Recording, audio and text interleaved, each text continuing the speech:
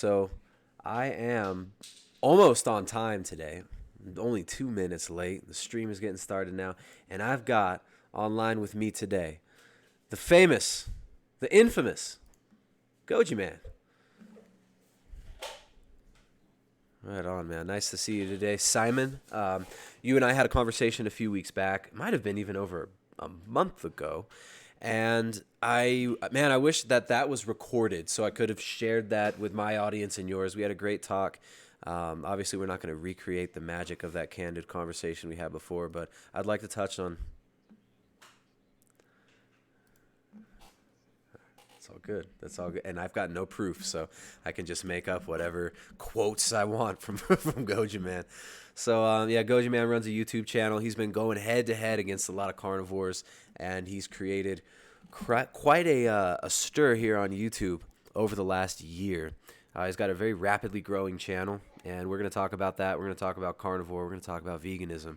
We're going to talk about his journey, and of course, I'm sure the chat will have some interesting things to direct us towards as well.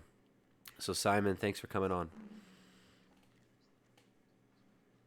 No worries, man. No worries. So, how did this all start with you, man? How did you get into a vegan diet? And maybe we can go through the Goji Man Genesis story and then transition into some more of the deeper topics.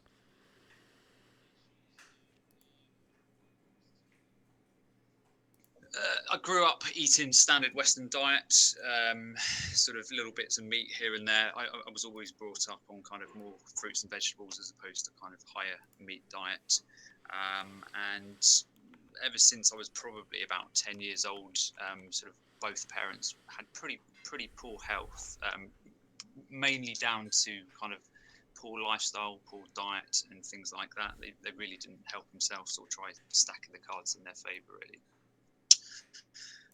So at that point, I had no interest in nutrition, didn't really know anything about it. Thought in terms of kind of genetics and that side of it. You know, the hand you were dealt is the hand you play with, and that's pretty much it. Um, Beyond that, sort of about sort of late 90s, my mum's health started running into quite quite rapid decline, and she was pretty much unable to work from pretty much 1995 onwards. So she had kind of severe angina, heart disease, a few other different bits and pieces going on. And then in 2000, April the 15th, 2000, she had a massive heart attack, age 54, passed away. We woke up sort of early hours of the morning, found her slumped in a sofa, which at 17, 18 years old is not something you expect to be seeing. Um, Still, after that point, didn't really look into the nutrition side of it. So I kind of just went off to university, just kind of blank some of that out, really. Hmm. Beyond that, sort of a few years later, my sister was on, well, in holiday in the Caribbean, and she started getting quite sick all of a sudden. Come back to the UK to do some sort of testing. It turned out that was kind of leukemia, the virus or the flu-like symptoms that she was experiencing.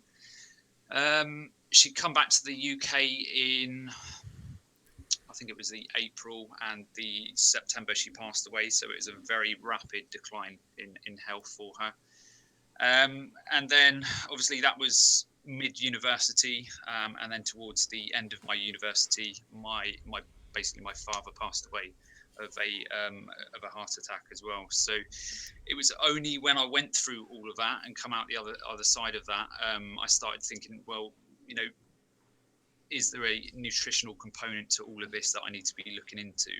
Am I predetermined to go down this cancer route, or am I predetermined to go down this sort of heart disease route? So that's where it all started for me. I did start looking around different types of diets, sort of at that time, paleo diets, plant-based diets. But at that stage, no real motivation. I just come out of university. I got in the rat race of kind of jobs, employment, things like that. So wasn't overly interested in nutrition still. So just carried on as normal, out each weekend partying. And then probably, I think it was 8 years ago, no, 6 years ago. One Saturday evening, I watched Fork Over Knives. Got slapped around the face by that. I know there's a lot of kind of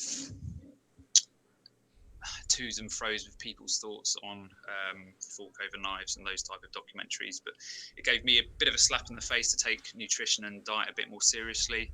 And then that's when I started to look into sort of plant-based diets. At that particular time, I was pretty much still paleo, so I was eating sort of fish, small amounts of lean meat, fairly high amounts of fruits and vegetables, and then basically after that, I started to kind of transition into a plant-based diet. At that point, I was suffering with difficulties with sort of joint problems, a lot of gout issues like that. And then beyond that, I started running into a few smaller autoimmune issues, which were kind of resolved initially by diet. And then 2013, I took an antibiotic, which basically I had a very severe, nasty reaction to. Just when I was getting on top of my health, I was kind of doing all the right things in terms of nutrition and all of that side of it. And then got slapped in the face with that. I had about 20 different symptoms initially from that reaction. I was out of work for pretty much a year. I couldn't work, and it's basically taken me the last kind of 5 years to claw my health back to this stage now. And that antibiotic, what was the antibiotic called that you took? So it's a tetracycline, so it's doxycycline. So I heard you say on a previous stream, you thought it was fluoroquinolones. Okay. So it's the reaction was very similar to that, albeit I didn't have tendon rupturing or anything like that. Yeah. But all of those other symptoms around that, so severe digestive problems, cognition issues, sort of food sensitivities, weight loss, all of that nice stuff that goes with it. I kind of run into all of those issues. Yeah. That was immediately after taking this antibiotic? No, so initially it was okay. I was on it for 10 weeks. Initially there were no kind of issues with it at all. And then I got to kind of week 4, started running into kind of dizziness, small kind of irregular heartbeats, no real digestion problems at that stage. And then sort of about 4 weeks later, just lying in bed with Emma one Saturday night, and out of nowhere, my heart rate just went from kind of normal 60 beats per minute, and it jumped up to like 150 beats a minute, and it stayed there for pretty much intermittently for 6 months. So it was kind of constantly up and down. So I'd get it under control for a day or so, and then I'd have like 4 or 5 days where it was just up again. So and how did you try and manage that? I mean, the first time you felt it, that must have been really freaky, right? I mean, did you have like a panic situation when you first noticed it, or how did that go? Yeah, it was horrific. I mean, I can look back on it and laugh now, but when I was lying in bed with Emma, it first happened, I was like, "What the hell is this?" Well, after having family fall to heart disease as well, I mean, I could see how this might just be absolutely horrendous. I mean, that must have been a horrible moment. Yeah, it was horrific. When it was happening, I initially said to Emma, look, you're going to have to call an ambulance. Something isn't right here. Yeah. And being the typical Dosian wife, as they all are, she went, just get back into bed and we'll sort it out tomorrow or something like that. And isn't it funny how women don't freak out? Like people act, there's this stereotype about women being way more emotionally vulnerable, but I find that when something really goes down, my wife, she's so chill. She's so calm. I guess it's not all women are like that, but in our home, she's always just, baseline. Like no one's, if anyone's freaking out, it's not her in this house. Yeah, it's kind of polar opposite in my house. Like I'm the calm one, and Emma's just kind of all over the place at times. So yeah, that kind of all kicked off, and at first kind of went to my doctors. Liver enzymes were all over the place. Didn't know what was happening. I couldn't eat any foods without having kind of severe reactions around that. And that carried on for pretty much 12 months. Like I was saying, I couldn't work, so it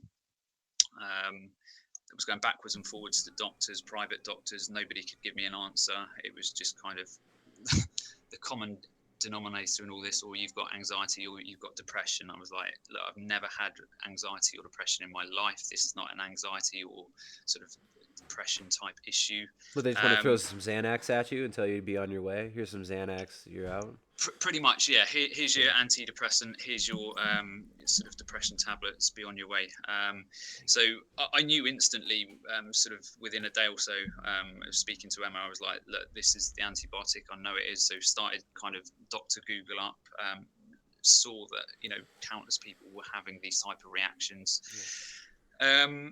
Then I basically, after about a year of trying to figure out what was going on, what was it, what was causing it in my body, I paid to go and see one of the world's leading pharmacogenetics experts, and he basically did some testing on me, kind of almost, but it showed that my family have a genetic mutation in what's called our cytochrome P450 enzymes. Yep. So essentially, you or somebody else would take an antibiotic and there would be no issues with it. Your body would metabolize the antibiotic. It would, the waste products would be spat out, and you would generally be okay from that. For me, I didn't have that. I didn't have the clearing out process of that antibiotic, so it just kind of built up my system over a period of time, and then it just created havoc with everything. Yeah. Oh man. All right. And this was when you took this antibiotic. This was before you got into to plant-based diets. Before you got interested in a vegan diet for health. Yeah, I mean, I'd been on a plant-based diet about 3 or 4 months at that point. Okay. So in terms of those gout and joint type issues, I saw some resolution in those type of issues, but I'm sure you and I will agree that coming off a standard kind of Western diet, yeah. I was eating junk foods and stuff like that. I'm going to get kind of resolution. The candy and beer diet is definitely that's the standard young person diet. What year were you born, if you don't mind me asking? I'm 87. 81. Okay, cool. Yeah, man. All right. Well, what a wild ride. And so the doctors, they didn't give you the answers you were looking for. You went and you saw this guy that told you a little bit about how your genetics and your genetic predisposition might have made you more prone to the issues with this antibiotic. What was the next step in the journey? Well, the issue was he didn't, albeit we knew that I had that genetic mutation, we didn't really know what damage had been caused. So it was kind of then more fact finding. So that basically involved then the last 2 or 3 years of delving into that in a bit more detail about what the potential damage is to my body. Because when I first started doing testing, the only things were significantly elevated were kind of AST, ALT, and enzymes in my liver and those type of issues. So, but like CRP was normal. CRP wasn't elevated, or yeah, no, CRP was absolutely fine. Yeah. Which it was literally my liver enzymes, and that was it. But it was almost like, but it was exactly like a bomb had gone off in my body. I couldn't function. Yeah. I couldn't get out of bed. So even after that initial 12 months, I was pretty much bedbound for the last 3 years after that. So the small amount of working that I could do, I'd come home and then pretty much go to bed from 5 in the evening all the way through till kind of work the next day. And that was essentially kind of my life with it for probably 3 years. Wow. And it was kind of during that period that I really started to, deep dive into kind of the nutritional element of it. So started reading a lot more around nutrition, watching people like Freely and Duran Ryder and David Wolf and all of those other little sharks around the internet. Come on, Duran Ryder is a saint. Just ask him. Yeah, exactly. So I kind of started to deep dive into kind of plant-based nutrition a bit more. Yep. Started to look into nutrition courses, because at that point, once I understood the mechanism that some of these issues were causing. Sorry, just 1 second. No worries. You know, Durian Ryder's he's gonna hear this. He's gonna say that he is the reason that you are who you are today. He's gonna take credit for everything Goji Man has ever accomplished in his life. Now that he's heard that you watched his videos years ago. Yeah. Equally, you could say to him, this is the reason why he's still not healed, the Duran Rider Oh, I'll effect. blame Durian Ryder, right? Well, I guess we could Exactly. say because you went vegan and you were plant based before you had your gnarly reaction to the antibiotic. Let's just blame it all on the vegan diet, right? I guess that would be the propagandistic approach to it. But no, Yeah, I mean that's one of my initial issues when I come to YouTube, and we can get into that. So when I came to YouTube, and obviously I've been underweight for a while. I'm not the healthiest of looking vegans and stuff like that. So when I came to YouTube and I saw a lot of people were struggling with these similar sort of situations, whether it be antibiotic, poor diet, genetics, all of that. I saw kind of a lot of misinformation being spread across the internet from both camps. So vegans were kind of using a lot of propaganda, and likewise paleo people and carnivore dieters were using a lot of propaganda to boost their cause. So I kind of just started making videos around all of that, mhm. and it's just kind of spread quite quickly from that. So I don't know if you want to get into that side of it. Ex-vegans, Tim Sheaf, vegetable Absolutely, police, all these things, man. We got fat a lot soluble of things. vitamins. There's so much on the menu today. There's so much on the menu, but you know we've gotten the genesis out of the way, the genesis story of Goji Man, and 'cause I want to ask you something. Why the word? Why Goji Man? Why Gojis? I have no idea. I don't know. I couldn't give you an answer for that. I suppose it'll be something like that. I was watching David Wolf at the time, so he was David Avocado Wolf. So right, yeah, I'll be Goji Man. That'll do. But yeah, it's with hindsight. If I could go back now, knowing that I would sort of amass 30,000-40,000 subscribers on the internet, would I call myself Goji Man? Probably not. Yeah, well, branding's weird. It's especially online. I think. I mean, I get annoyed with my channel name all the time. Like, I just change it to Tristan Haggard or something. But it's too late. 120 subs in. Too late to change the dang name. Um, yeah. All right. So you don't eat gojis. Not too into the gojis because they are very high. Aren't they super high in oxalate? Yeah, I mean, in terms of if you want to call them anti-nutrients, in terms of oxalates and things like that, yeah, they're quite high. Okay. Well, let's get into that then. All right. So let's talk about the anti nutrient thing. This is something that comes up with your channel quite a bit. You're one of the few vegans that actually acknowledges some of the issues around the things like oxalate, salicylate, for some people histamines, but the oxalate does seem to be a pretty big issue for Hmm. more people than are comfortable probably admitting it. It seems like Dr. Greger was very reluctant to recognize it for quite a while, but he recently was forced to say that spinach perhaps is not the greatest health food in the world. So, how did you come to know about some of these, what you're going to hear in the carnivore community, what I'm sure you've heard many times from the carnivore community, and maybe it makes your blood boil, but we talk about anti nutrients in plants being a possible issue and a possible trigger for autoimmune reactions from people, nutrient malabsorption, and stuff like that. So, how did you come upon this information, and what made you want to start sharing stuff about oxalate, salicylate, histamine, and all this? Yeah, so in amongst all of those health issues I had, I obviously did a barrage of tests, from blood tests, scans, sort of organic acid tests, stool tests, and all of that side of it. And at that level,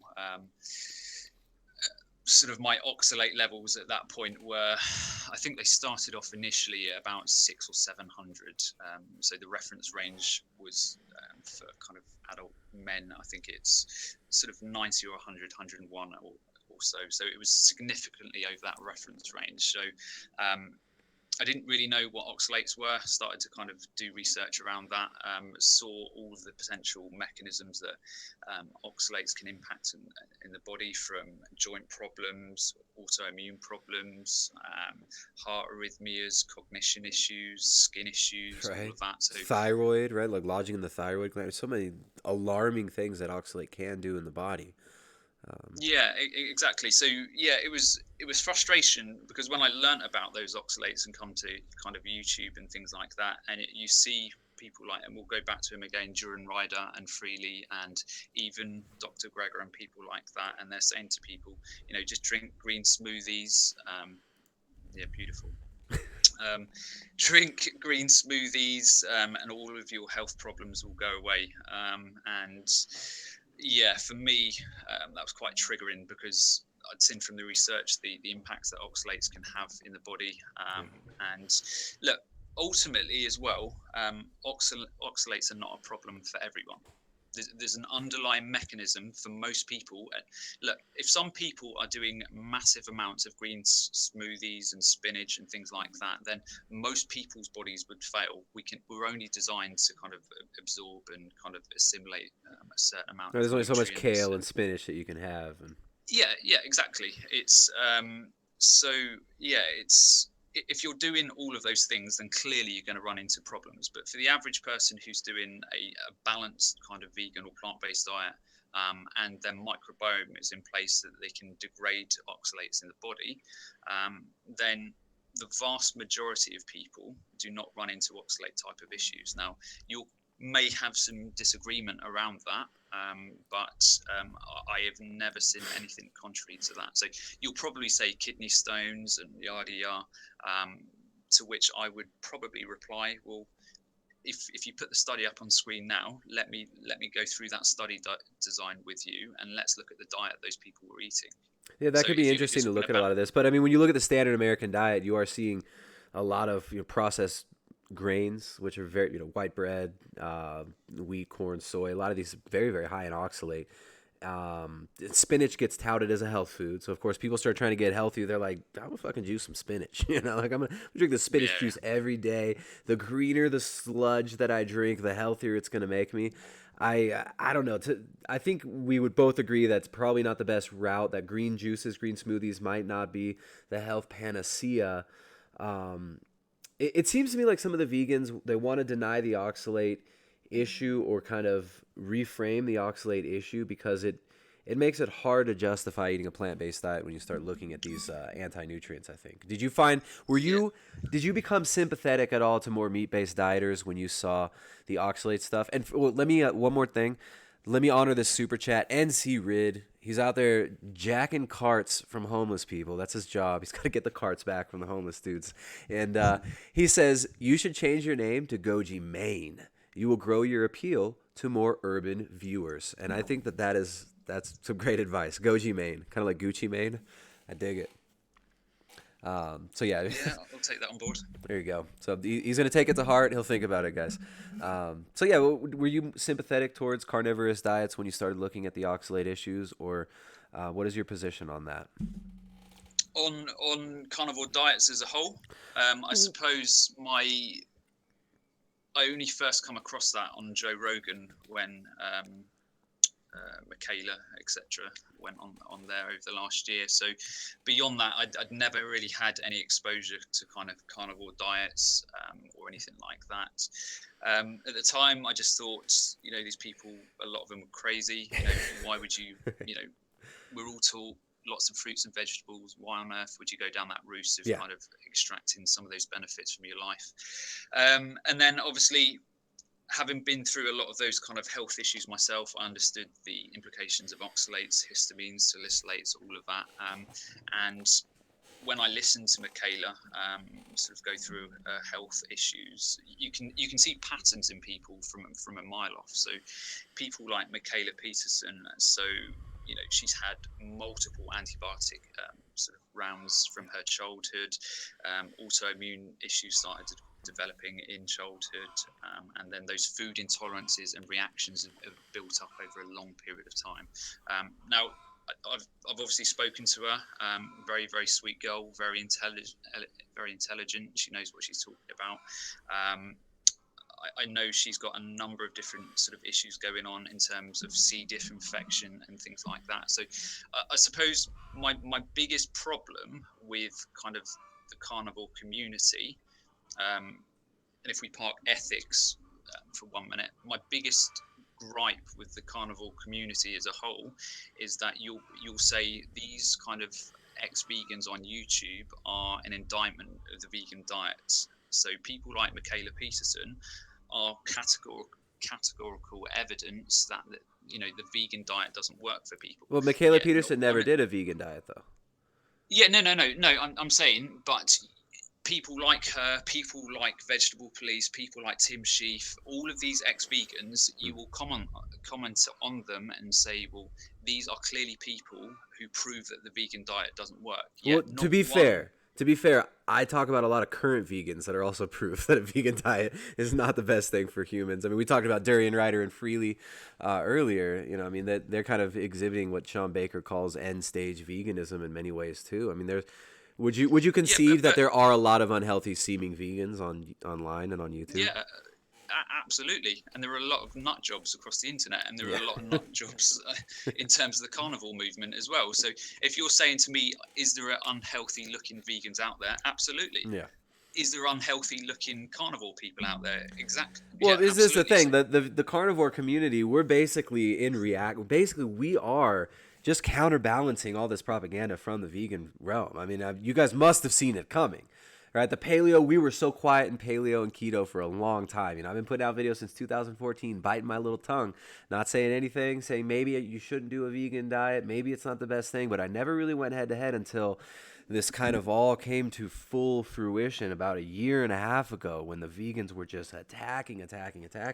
And so I would say that you see that from the vegan community. They'll say, oh, well, look, all carnivores are like spherage. They all believe that the earth is flat and they all want to eat babies and drink babies' blood. And they're all, psychotic and they're all violent criminals. And, there's not, I'd say that this happens on both sides of the aisle. yeah, absolutely. And we're the only reason we started having to speak out about the vegan thing is because it got so intense with the propaganda. You got people talking about literally banning meat, actually banishing and abolishing our ability to eat these foods. So that's where I'm coming from. But yeah, I definitely I hear the criticism, valid critique, but I would say that I would love to Yeah, I explore that a mean, little bit more. Let's go deeper. Where you want to go with this? yeah. So let's finish on Michaela, and Yeah. then let's go into some of that other side around kind of what I do as a nutritionist, because I'm often labelled as sort of a vegan puppet at times. So let's talk and go down some of that kind of Absolutely. some of those routes. So in terms of Michaela Peterson, just to finish it off there. So there's people like her, Tim Sheaf, Vegetable Police. Vegetable Police has been carnivore now for 10 months. What do you mean by? See, this is the thing. When people say carnivore, I don't know what they mean. So, What does that mean? So it's like me saying you using sort of some vegans as an example of how not to do it. Yeah. I could quite easily go, well, look at Vegetable Police. Yeah. He's a representation of the carnivore diet. Which you do. You do that. You did that the other day. Yeah. That was me trolling and just having a bit of fun. But yeah. But you know what you're doing when you do that. You know to a certain extent you are straw manning it. Yeah, exactly. So what's your take on Vegetable Police? Why is he not healed? Yeah, well, first of all, my take on Vegetable Police, I see what he gives us. Right? You see a YouTube channel. I see an entertainer. I see a marketer.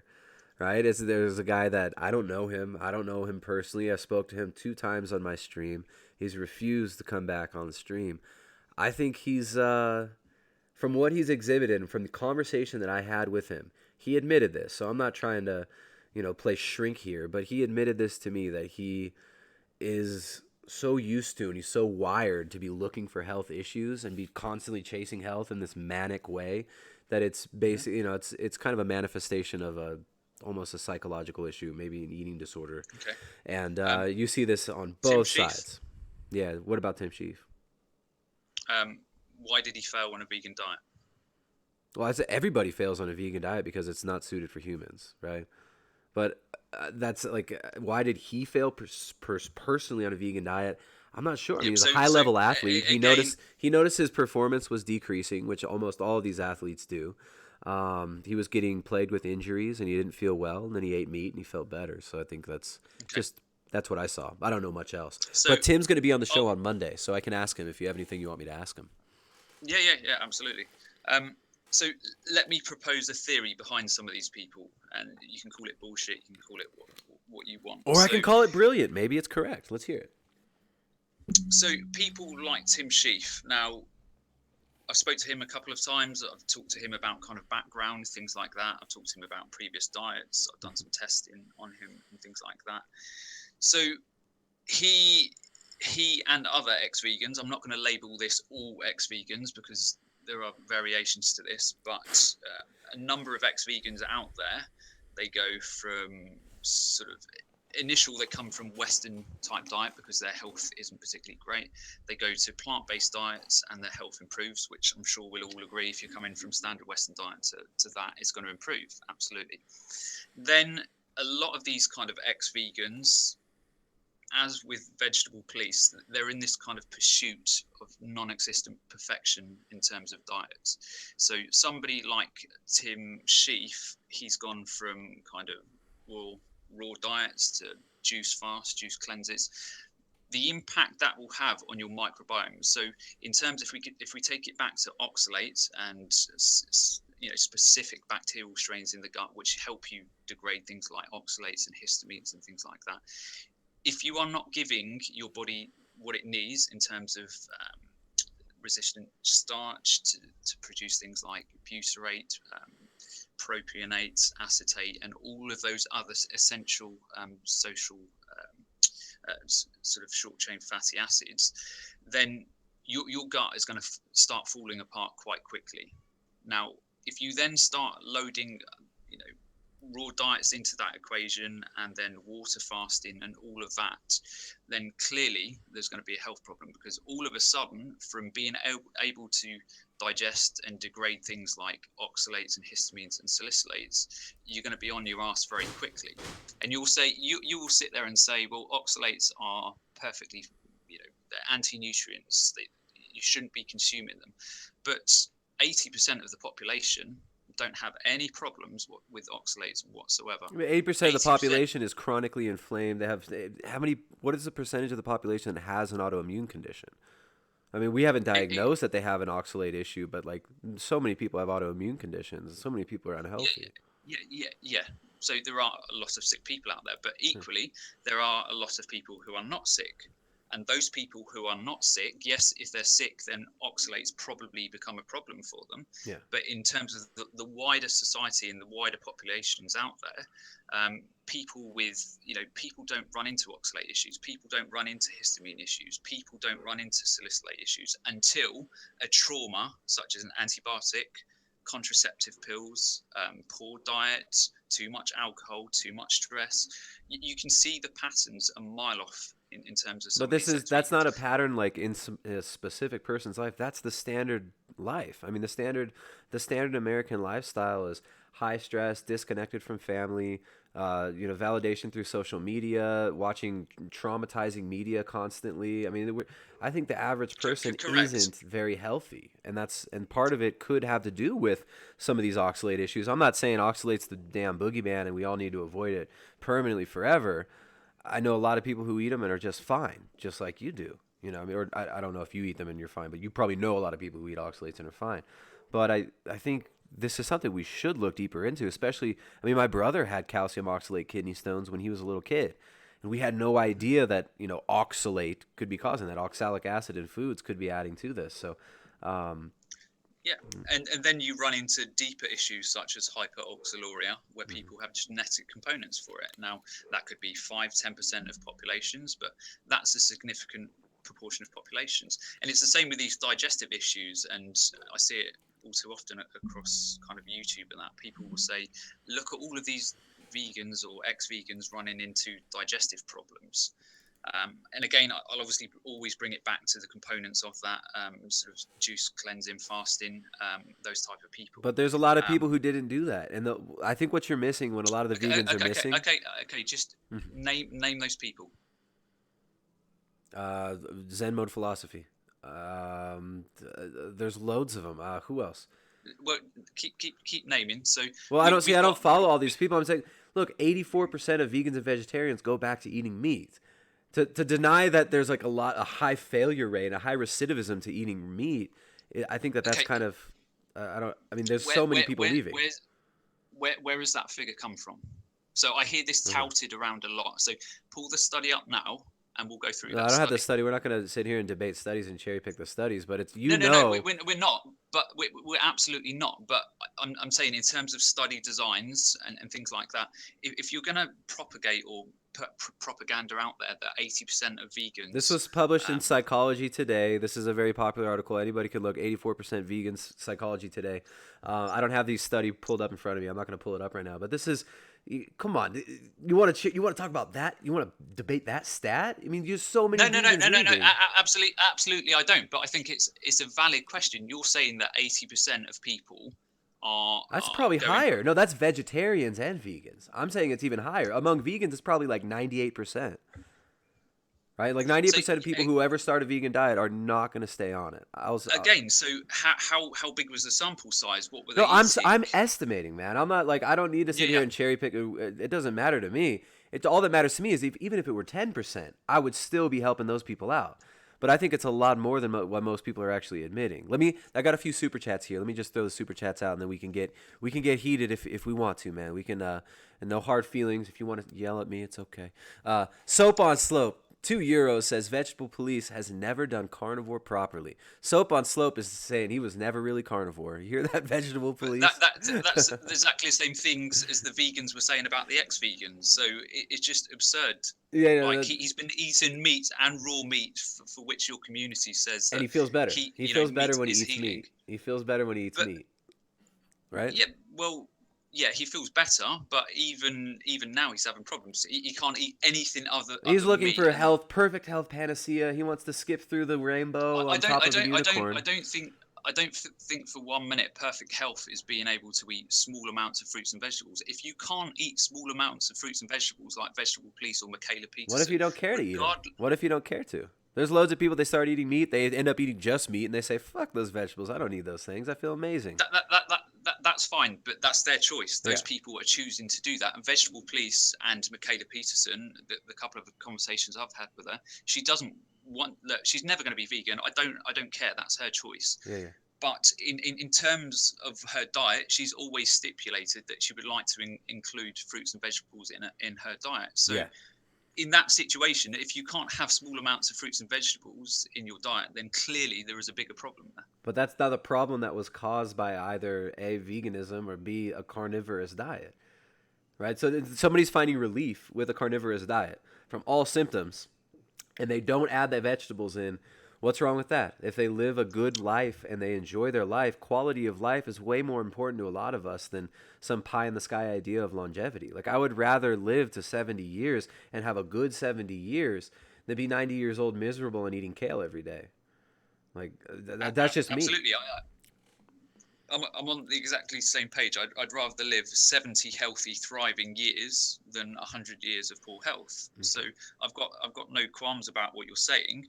My issue is that you're saying that sort of neither a vegan or carnivore diet put her in that situation. I'm saying contrary to that. I'm saying she had an underlying mechanism, whether it's this C. diff infection that's been there for a while, or some of She these got other rid of that bacterial too. issues. She had did a fecal microbiota transplant. Yeah, no, yeah, exactly. But if that infection has been in your gut for 10 years, 15 years, we don't know. I'm speculating here. If that infection has been in her gut for 10, 15 years from previous rounds of antibiotics and things like that, that is the mechanism, or something similar to that. That's the mechanism that's making it pretty much impossible for her to eat any fruits and vegetables. Yeah. So, in terms of what's led her to the situation she's in now, I would say the carnivore diet is responsible for that. Responsible for what? For her having C. diff for 15 years? No. From the perspective that she can no longer eat any fruits and vegetables, because if you take any compound out of the body, whether it be your histamine, salicylates, oxalates, and you remove that completely, you build up your sensitivity massively to those compounds. So why should you keep putting them in? Why should you keep putting them in if that also builds up sensitivity? So you should not remove oxalate from the diet? No. I'm saying the context of her, she wants to include some fruits and vegetables in her diet. Yeah. So I'm saying in the context of that, she's removed all of these foods, and that's inevitably caused some of these reactions. And it's the same. No, principle. the reaction stopped when she removed the foods, and now when she reintroduces them, she might get some reactions. But eventually, people exactly. But those reactions are more pronounced and more significant now because she's had a period of time where her body's adjusted to not having those in the diet. Yeah. And you'll probably say, well, that proves that fruits and vegetables shouldn't be eaten. But It's not what I'll say. It's like, but why should she want to eat fruits and vegetables? Why should she feel like she's lacking? I was like, why should we look from the outside at somebody like this who just enjoys eating a carnivorous diet, who gets results from it? It's like it doesn't count because you can't eat beans, is what I'm hearing. Okay, so I would respond to that and say, if that carnivore diet is so nourishing and complete, and it's given her all the nutrients to do what her body needs to do and thrive and things like that, I'd say, why is she not healed? And in terms of kind of inflammatory Healed markers from what? in the gut, She was having chronic pain, chronic depression, gone. Healed from what? I mean, the C. diff, she actually got a fecal microbiota transplant. She treated that, and the treatment seemed to work.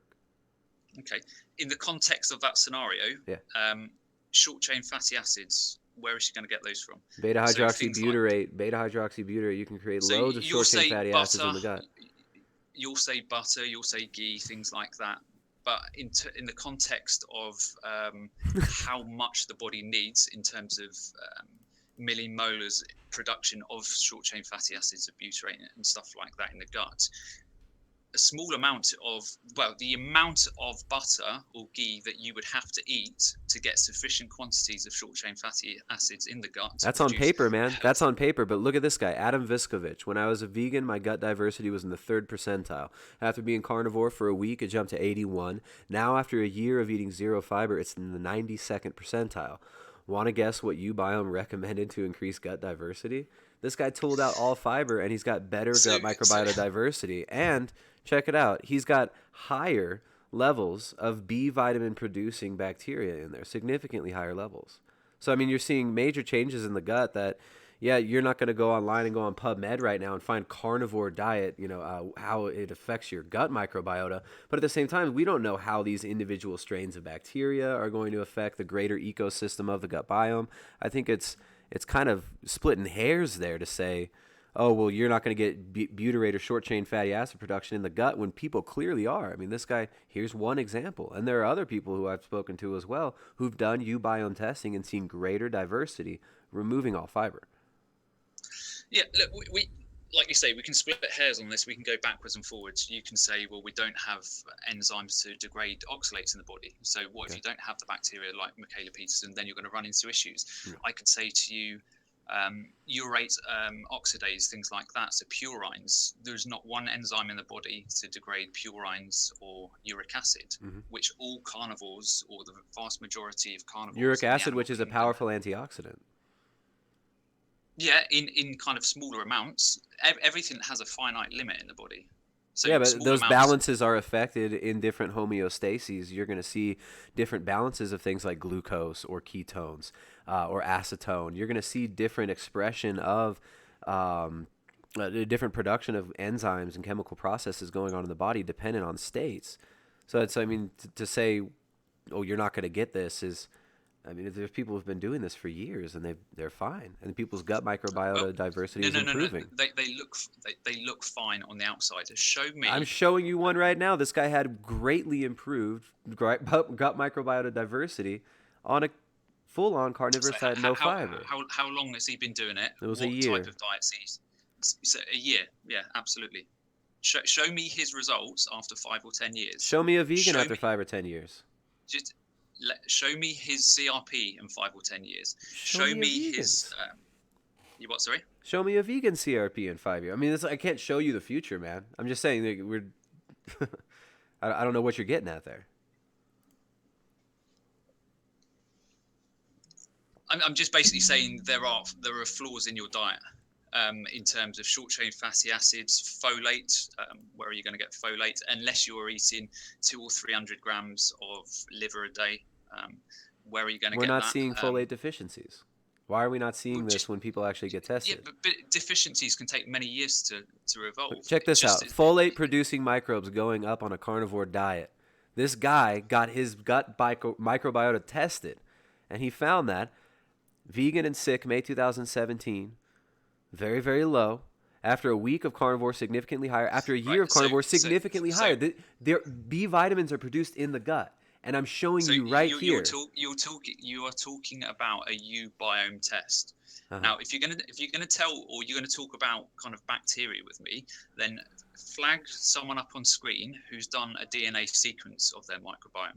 That those type of tests that you're referring to in terms of biomes and things like that, they mean diddly shit. They will just screen for things I could just like arbitrarily tell you lactobacillus. that your genetic testing means diddly shit. I mean that doesn't matter. It doesn't make it true. You say it doesn't mean diddly shit. You're saying you can't get folate in the diet. I'm saying this guy is showing you right here massive increase, almost doubling of folate producing microbes in his gut after a year carnivore. And you're saying, oh, it doesn't mean anything. He's one person. He's one person. Look, How many? We're going round in circles, and neither of us want to get into this side of it because I just think it's. I feel like you're being a little bit dishonest about this, man. I feel like you're grasping at straws here. Like why the desperate need to discredit? No. Why need to discredit carnivore? No. Just let me finish. So I'm not clasping at straws or anything like that. I am simply saying, my intention when I come to YouTube, all of these ex-vegans and stuff, all I'm simply saying is that until you've looked into the underlying mechanisms of why they're failing on that vegan diet, you shouldn't be calling out and saying that the vegan diet was the reason behind that. But why, as soon as they leave a vegan diet, do they feel better? You what, sorry? Why, as soon as they leave a vegan diet and they start eating meat, and we're not talking about carnivore. You guys use carnivore as a straw man. Not everybody that's an ex-vegan is a full carnivore. But they start eating meat again and they feel better. Why? Exactly, the symptoms go away. If you've been running and your body has been struggling to assimilate nutrients because of you haven't got the gut bacteria to break down food, you haven't got the ability to break down oxalates, which will inhibit absorption of nutrients.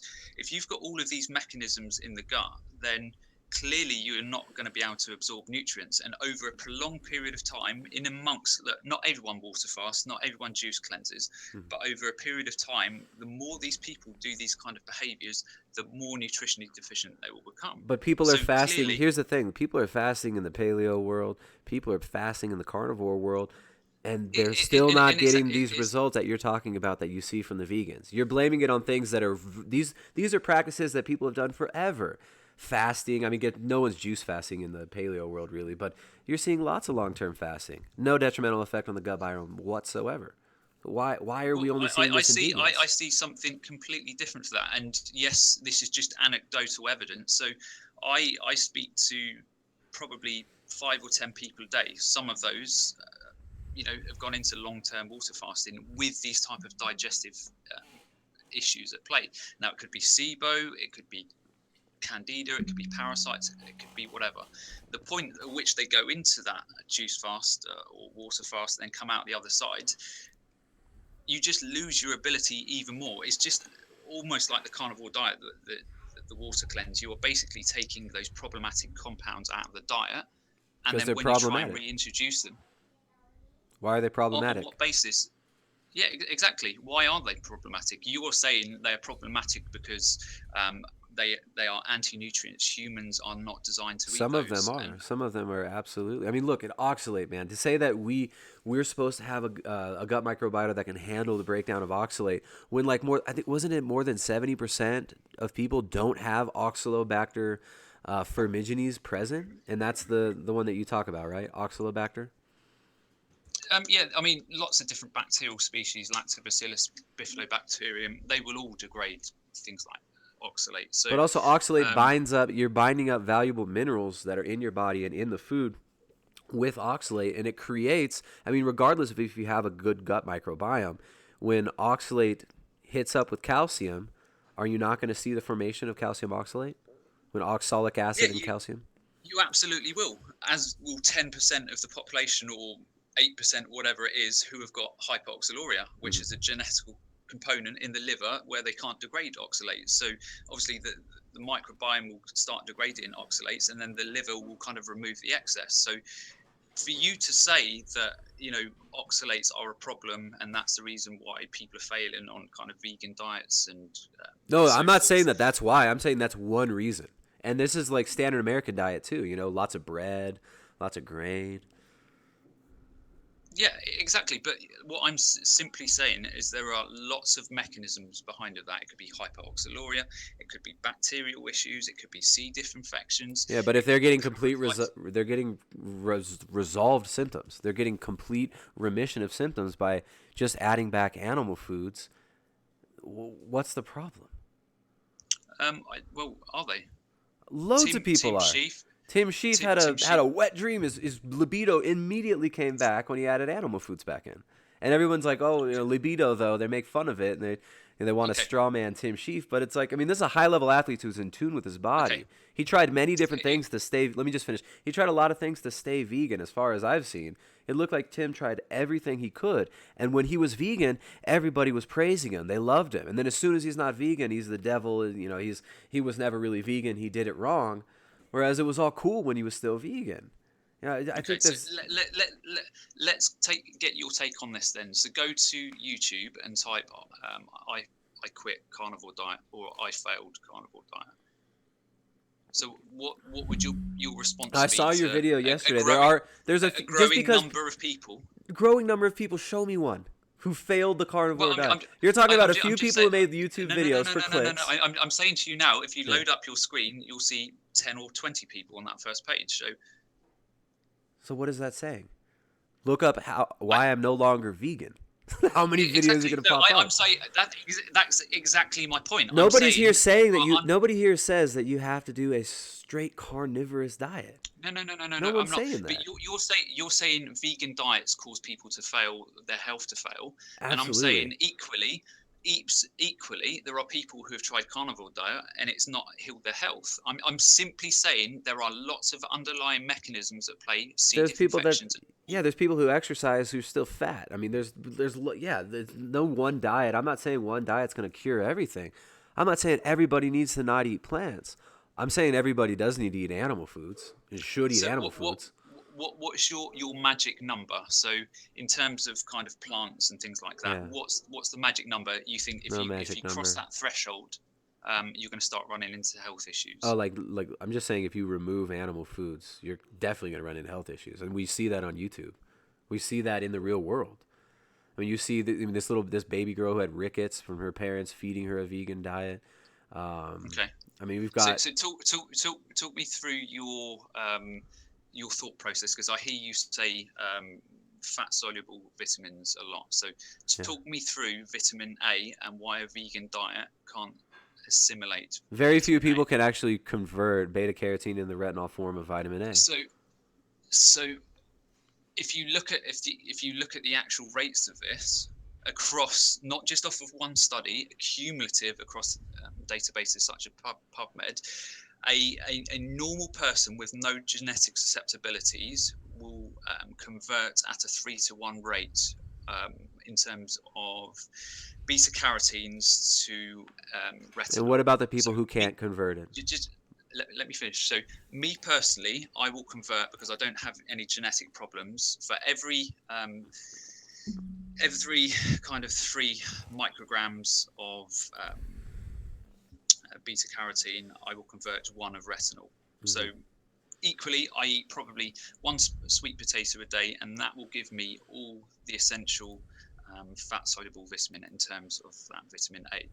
Now, in terms of those genetic susceptibilities that you were referring to, those people will generally go up. So there are different categories of this. So some people will basically, their conversion rate will be, the ratio might be 12-to-1, and there are even people up at the higher end, it will take them 28-to-1 in terms of ratios. Mm-hmm. They are in the minuscule population of people. So they're 1 or 2% of populations. But see, The this middle isn't my ground is argument anyways. My argument is not vitamin A, though. That's not my argument. There's way more than just vitamin A. No, exactly. But Yeah. I'm just saying, these are the type of conversations that I see. There's proper propaganda on both sides, but these are the Okay. type of issues that I see across YouTube. Whereas people like, and I've heard you say this before, like, you know, fat soluble vitamins. Vegans can't assimilate vitamin A, and I've heard Frank Tofano. I've heard No, you're putting words in my and mouth. I didn't say they can't assimilate vitamin A. I'm saying the retinol form of vitamin A is very difficult to convert, and not a lot of people can convert it properly. And you're going to throw out a few exactly. studies, and you're going to find you could find a study, and you could say, "Go ahead." You've just said it there. Not a lot of people convert it, and But I'm you say saying they all can convert it because you're pointing at some no, no, study. no, no, no, no, no, no, no, no, no. I've just said, look, I've just literally said to you, like the normal proportion of people can convert at a 3-to-1 rate. There's beyond that, there's a 30% range, and there's also a 60% range. But to act like this is absolute truth and that this is still holding true, how do you know this? Right? I mean, to me, it's you're gonna. In some of the studies, this is what it seems to suggest, but that doesn't mean this is absolutely the way it goes. No, exactly. But what I'm saying to you, if you look at the totality of evidence, yes, there are shit studies. Yes, there is shit design of studies and things like that.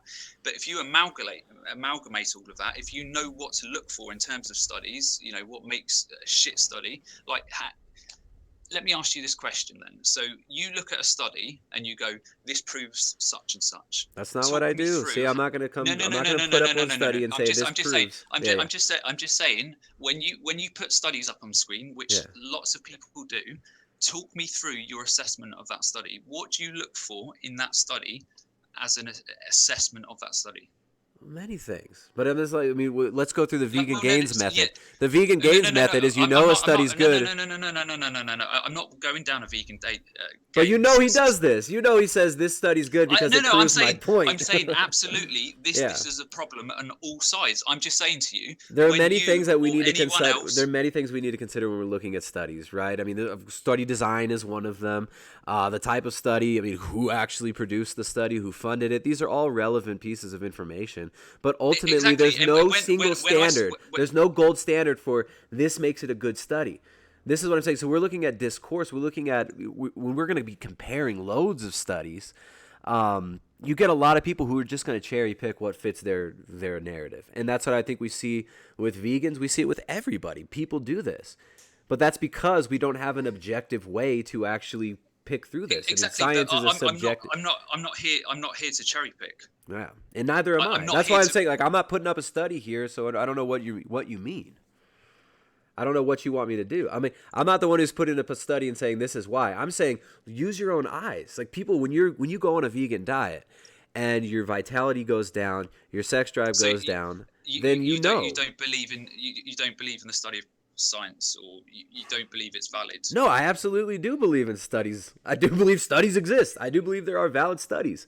But I believe your own personal experience is going to trump any. You could show me a study that says you don't exist, Tristan. You could show me a peer-reviewed scientific study that says Tristan isn't really a person. He doesn't really exist. That doesn't make it true, right? It's like you've got your own experience. And just because there's one study that says, well, I mean, I don't give a shit what one study says.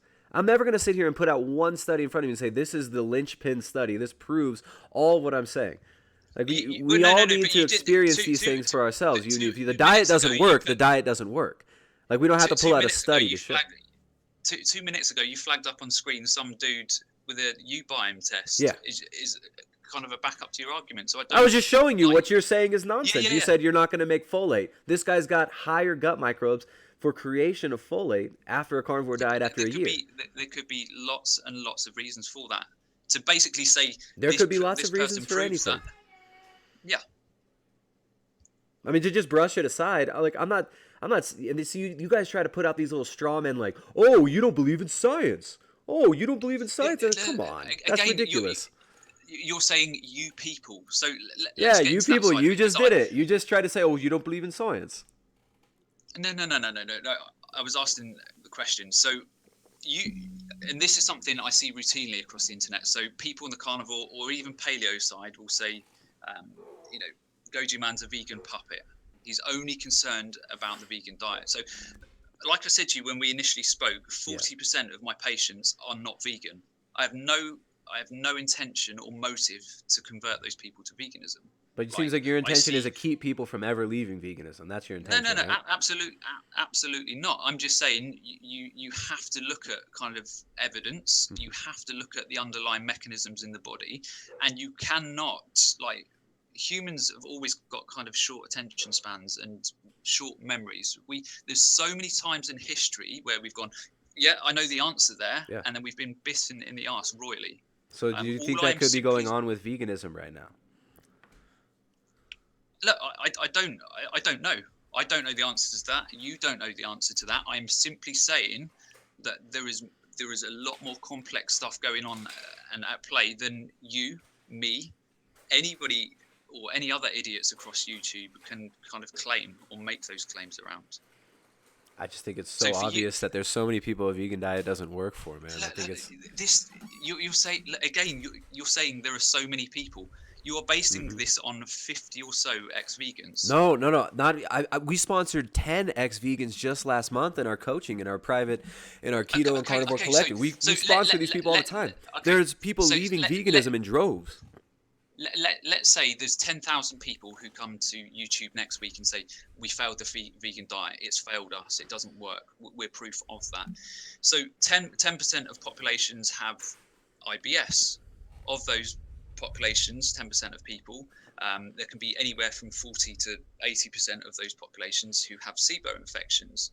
So does that prove in that context, in that argument, that the vegan diet failed them?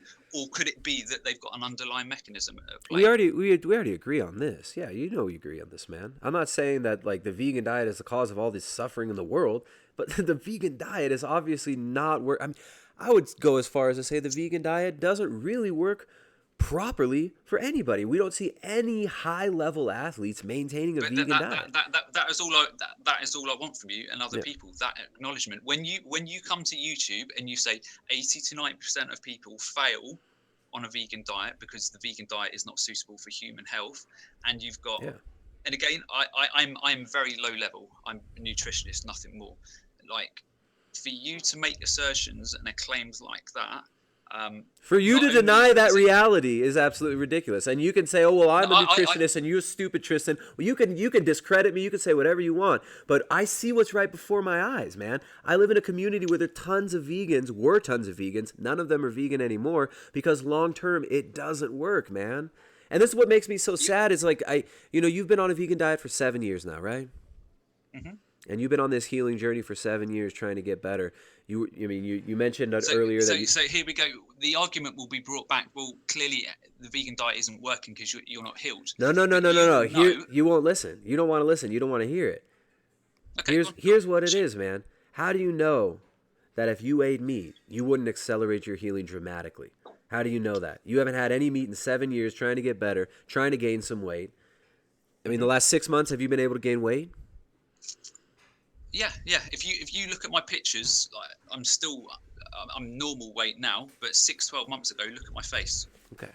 So good. How much weight have you been able to gain? How much have you been able to gain? So I'm now up to kind of 11 stone. I was at one point down to 8.5 stone. So you Brits with your stones. I don't know these stones. How many pounds in a stone?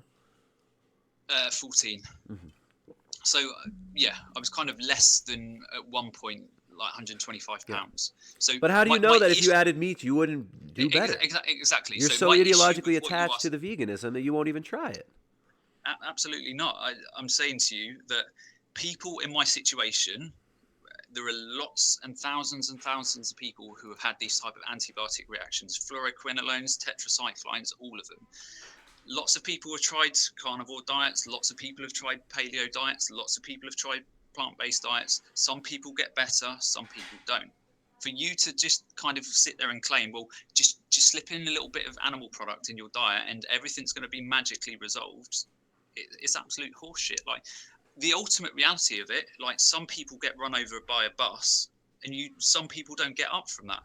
To sit there and say with a kind of almost a smug grin on your face, oh, just try a little egg here and there and it will fix your problems. Like, it's absolute fucking bullshit. No one's saying it's going to fix all your problems. It's going to cure your veganism, though. There's a clear side effect of the vegan diet that involves symptoms of malnutrition. You see it all over YouTube, man. Look at Freely. Yeah, but look, yeah, exactly. Look at, if someone's going to sit and juice fast and eat 30 bananas a day, then clearly she's going to run into issues. I am saying to you, show me someone who ate a balanced diet, somebody like me who Define doesn't balance. eat too much. Who defines You are balance? Who defines what a balanced diet is? What if a balanced okay. diet to me is all meat?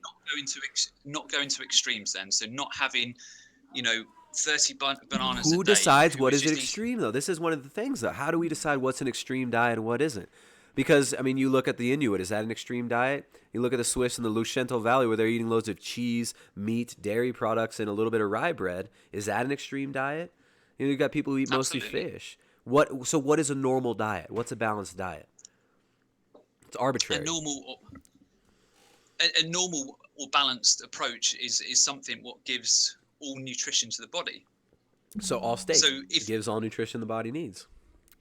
so if I'm eating a balanced diet Yeah.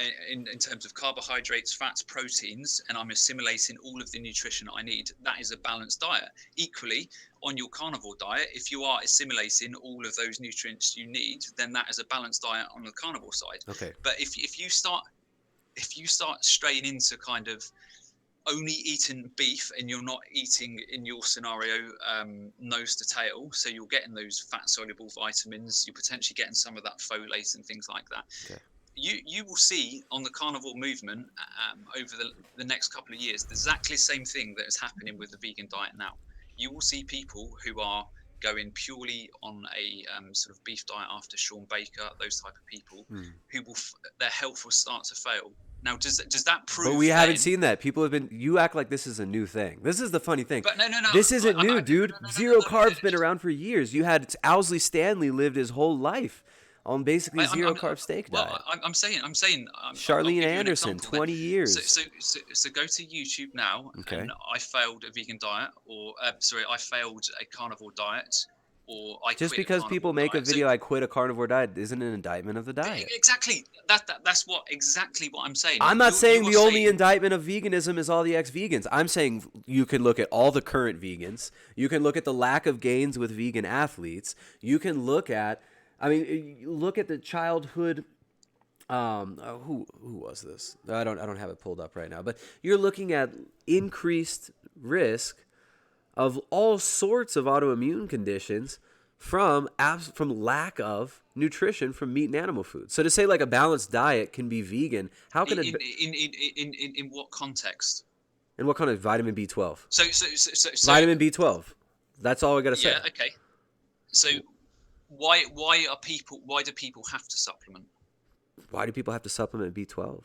Because it's a deficient diet. So You don't is get it from the diet. bacterial microorganism because of chlorination and pesticide use? No, that's Dr. Gray. You believe that we are supposed to eat dirt, and that's where we get the B12 from? Yeah, no, absolutely. Particularly from well water and things like that. Absolutely.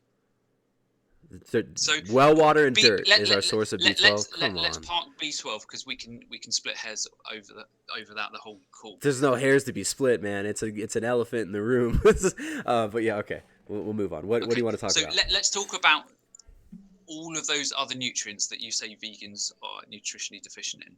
I just mentioned one, B12. Okay, and we just said we're going to park that to one side. I kind of give you my opinion on it. Okay.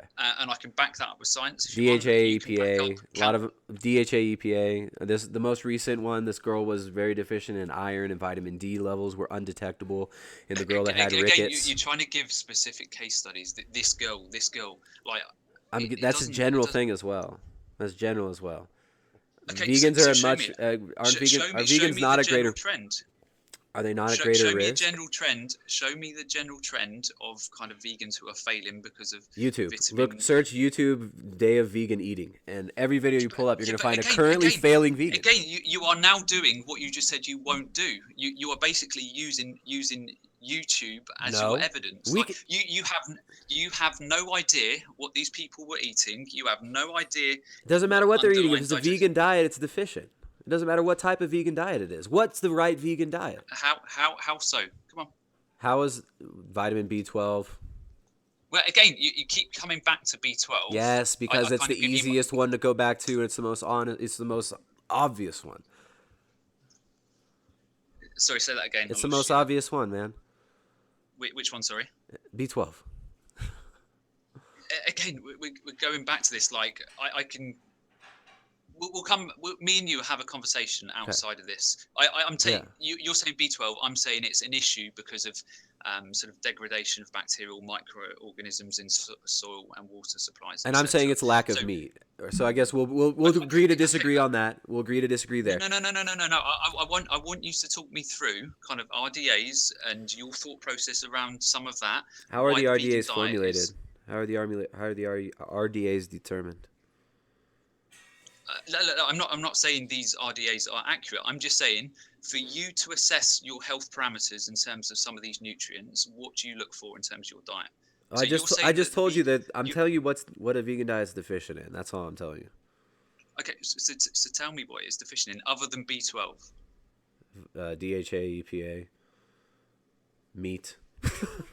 Here, I got some super chats here. Let me read some super chats and then we come back to this. So, we got stuck on that. What was it? The soap on slope with vegetable police never did it right. He said vegetable police was never really vegan, and you proved Goji Man's point there for him. The carnivores do some of the same arguments. So interesting, interesting. Nick Jones for $5. Thanks for supporting, keeping the stream afloat. Says thanks for all you and your wife do. Love the new cookbook.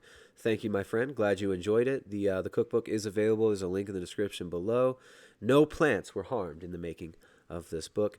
No Style for €2 says, why is Goji named after a toxic nightshade berry? I think he maybe would. What do you think about that comment? Toxic nightshade berry. He's calling the Goji, not you, but the fruit. All food could be toxic if there's an underlying mechanism that makes it toxic. Like there could be people who have got Lyme disease who then can't eat any meat because it's so. All of these populations who are crashing on meat diets because of Lyme disease and things like that. Does that prove that the carnivore diet doesn't work? What do you mean? Crashing on meat diet because of Lyme Yeah. So disease? there's a growing proportion of people across America and Europe who have contracted a specific strain of Lyme disease It's where they not become Lyme's disease allergic. that makes them allergic to meat. It's a different type of mosquito-borne illness. I know what you're talking about. I forget what it's called though. Yeah, no, there is a Lyme disease one as well. So does that then prove that these people shouldn't be eating meat because they've got an underlying mechanism? The vegans would I never probably said that. use that proper. No, no, no. I'm not saying you are. I'm just saying Oh. this is the type of issue that needs to be weeded out of the internet. People go, Yeah. "I look at this person over here. They're doing right. Therefore, this must be right," and it's Okay. absolute horseshit. Okay, so Like, you're and saying what like if we were my, to my go ahead. my biggest fucking issue with all of this, and we'll delve into this in a bit more detail because it really pisses me off, and this is the one thing that triggers me more than anything. So when I see people like Tim Sheaf, whoever, and I'm not singling him out, but when I see people like that come to the internet and say water fasting cures cancer, if you go on a meat-based diet that it will cure cancer. He never said that. Yeah, he's repeatedly said it. He said there are people who have cured cancer on a water-based diet. But And he never again, there said is on a no meat-based diet you can't get cancer, you'll cure cancer. He didn't no, say that. sorry. He basically said there are people who have water fasted who have got rid of their cancer. That's true though. Well, absolutely not true. That is true. Are you kidding? Have you never heard of spontaneous remission of cancers? People are faith healed all the time. There are spontaneous remissions of cancer across and many people have fasted and gotten rid of cancer. There are a lot of people online who have documented this. Okay, right. Okay, so there's no studies. Let's just delve into that because I'm not saying fasting cures cancer, but there are people who there are people who have fasted who've gotten rid of cancer. I'm not saying you're saying that. And I'm not saying weed cures cancer either, but there's people who've used Rick Simpson oil to put in full remission and get rid of cancers too. That doesn't mean that smoking weed is going to cure all cancer, but let me make my point about that because it's quite important. So a lot of people go into water fasting and those type of juice cleanses and things like that to induce autophagy because everyone says it's the autophagy element of it that clears out the cells and can get rid of things like cancer and things like that. So a lot of people are doing 20, 30, 40-day water fast because of that underlying component of it. Yeah. The problem with that is that autophagy is kind of self-limiting to 24 or 48 hours. So once your cell's cleared out, you can't continually get that improvement by doing it more and more. So autophagy will limit at 2 or 3 days after doing it. So you can't, if you water fast predominantly for kind of more and more time, it's not going to give you more and more benefits. So these people who are fucking promoting this horse shit, it winds me up because it's just absolute bullshit. And for Is you there to anybody say in like specific that you'd like to have a debate with about fasting and about the mechanisms there? Because that could be an interesting one. I'd like to see that. Maybe you talk to one of these proponents of fasting. Yeah, I'm not a proponent of long term fasting. I've never really promoted it, but there are other people who do. like you don't agree on plant-based diets. That's fine, absolutely fine. But what do you think if somebody water fasts and strips out their gut microbiome, the things that are going to help you degrade oxalates, because we don't have the enzymes? So the bacteria that's going to help you degrade oxalates, the bacteria that's going to help you degrade histamines, the bacteria that's going to help you degrade salicylates. If you water fast and remove all of that and kill it off within 20 or 30 days, what do you think is How going to do you happen know to that your that's what food happens? sensitive? How do you know that when you water fast that you're getting rid of all your gut bacteria? That sounds like a bold statement to me, and Yeah, I no, don't think no. that's a I'm claim quite that's really happy to back grounded that. in reality. I'll quite happily back that up Okay. afterwards. With I'll send across any kind of Cool. Maybe stats like I would that. like to see a video, maybe like showing why you think long-term fasting is bad, because it's an argument that a lot of people have been making against the ex-vegans. Oh, well, they fasted, so they did it wrong. So So I would love to see a video breakdown of why you're saying long-term fasting is bad. yeah, absolutely. I Because think Dr. it's really Jason, important. Dr. But Fung has put out a lot of interesting stuff on fasting. He'd be maybe a good guy for you to talk to. I'm sure he'd come on your show. Jason yeah, Fung, yeah. he has some interesting stuff. I think it would be interesting to see a conversation about that. But as far as long-term fasting, I've never promoted it here because I see a lot of people just justifying eating disorders with fasting. Yeah. I suppose bringing it back to kind of my main point and why I get so triggered on the internet and why people piss me off in some of their approaches, because, and again, I'll come back to this. So both my parents, obviously heart disease, and my sister to leukemia. So for people with kind of no knowledge, long-term knowledge, you can't, no more can I say about vegan diets can you say about carnivore diets. We don't know. So I've never come onto the internet and said you shouldn't be eating meat. Meat is going to kill you, because I don't know that. It's not my bag. I don't know it. Are you sure you haven't For said that? I mean, you've made videos called like veganism is the only way to heal your gut. yeah. In terms of those short chain fatty acids, you can't heal the gut You without said short only a chain fatty vegan acids. diet can heal the gut. Yeah, exactly. So in terms of plants, if you're not eating those components of it, then you can't heal the gut, because you're not going to produce enough butyrate to heal the gut. And it's not Yeah, just those short we just chain. talked about that beta hydroxybutyrate. You can create plenty of butyrate without fiber, and your body does Exactly, do that. but how much does the gut need You for have beta optimal function? hydroxybutyrate all throughout your entire cardiovascular system So, throughout. so how much in terms of its implications in homocysteine, heart disease, cancer? What's the optimal number? There's no magic number, but what number do you think, roughly or above, that you're going to be okay eating in terms of butter? Because you're saying you can get all the short chain fatty acids that you want from butter or ghee. No, I'm not So saying tell butter me or ghee. what I'm that. saying your body has beta hydroxybutyrate flowing through it, and your colonocytes can actually take up beta hydroxybutyrate as well. Is that not true? Am I mistaken on that? Yeah, so you produce from, you basically eat fiber. That gut bacteria munches that up, produce short chain fatty acids. They go on to produce lots of different things, neurotransmitters, serotonin, dopamine, and things like that. So you will have a small amount of floating serum butyrate in your body, And beta but you hydroxybutyrate, though, that's the ketone that's flowing through our blood when we're in ketosis. And that allows us, very, very likely allows us to be absorbing loads of butyrate constantly. okay, but we don't need to absorb it. I'm talking about gut health. Yeah. So what you absorb into the body is irrelevant. I want to know how, out of all that circulating butyrate you're talking about, how much of that is kind of repairing the gut. How much butyrate is necessary, and how do you know you've repaired the gut? I would say you've healed the gut when you don't have food sensitivities, you don't have bloating, you don't have Yeah. gas, you don't have cramping, So I don't you have don't any of have those any. things, but if I add in a bunch of vegetables, I'm going to feel those things. So Okay, does that not so count? let's in the interest of science then, let me send you some test kits to look at your short chain fatty acids and the amount of inflammation in your gut, because I think that will be quite interesting. I think you're saying your approach. How long have you been doing your approach? No, I'm not going to do this. I'm not going to send you my poop. I'm sorry. Like, it's not, that's not going to happen. But my approach, I've Okay, been eating a diet that's been primarily meat based so, since about so 2013. Since 2013, I've been on a mostly meat based diet. Now that was a ketogenic diet for much of it that included vegetables, and then for about the last 2 years, very few vegetables.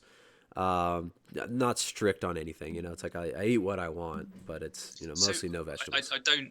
I understand your right to say no, but I don't understand you saying no. So if you are genuinely in YouTube to help people get to that truth, why would you not Why would I want not to look send at my inflammatory? genetic material to you? Many reasons. No, it's not coming to me. It's going to a lab.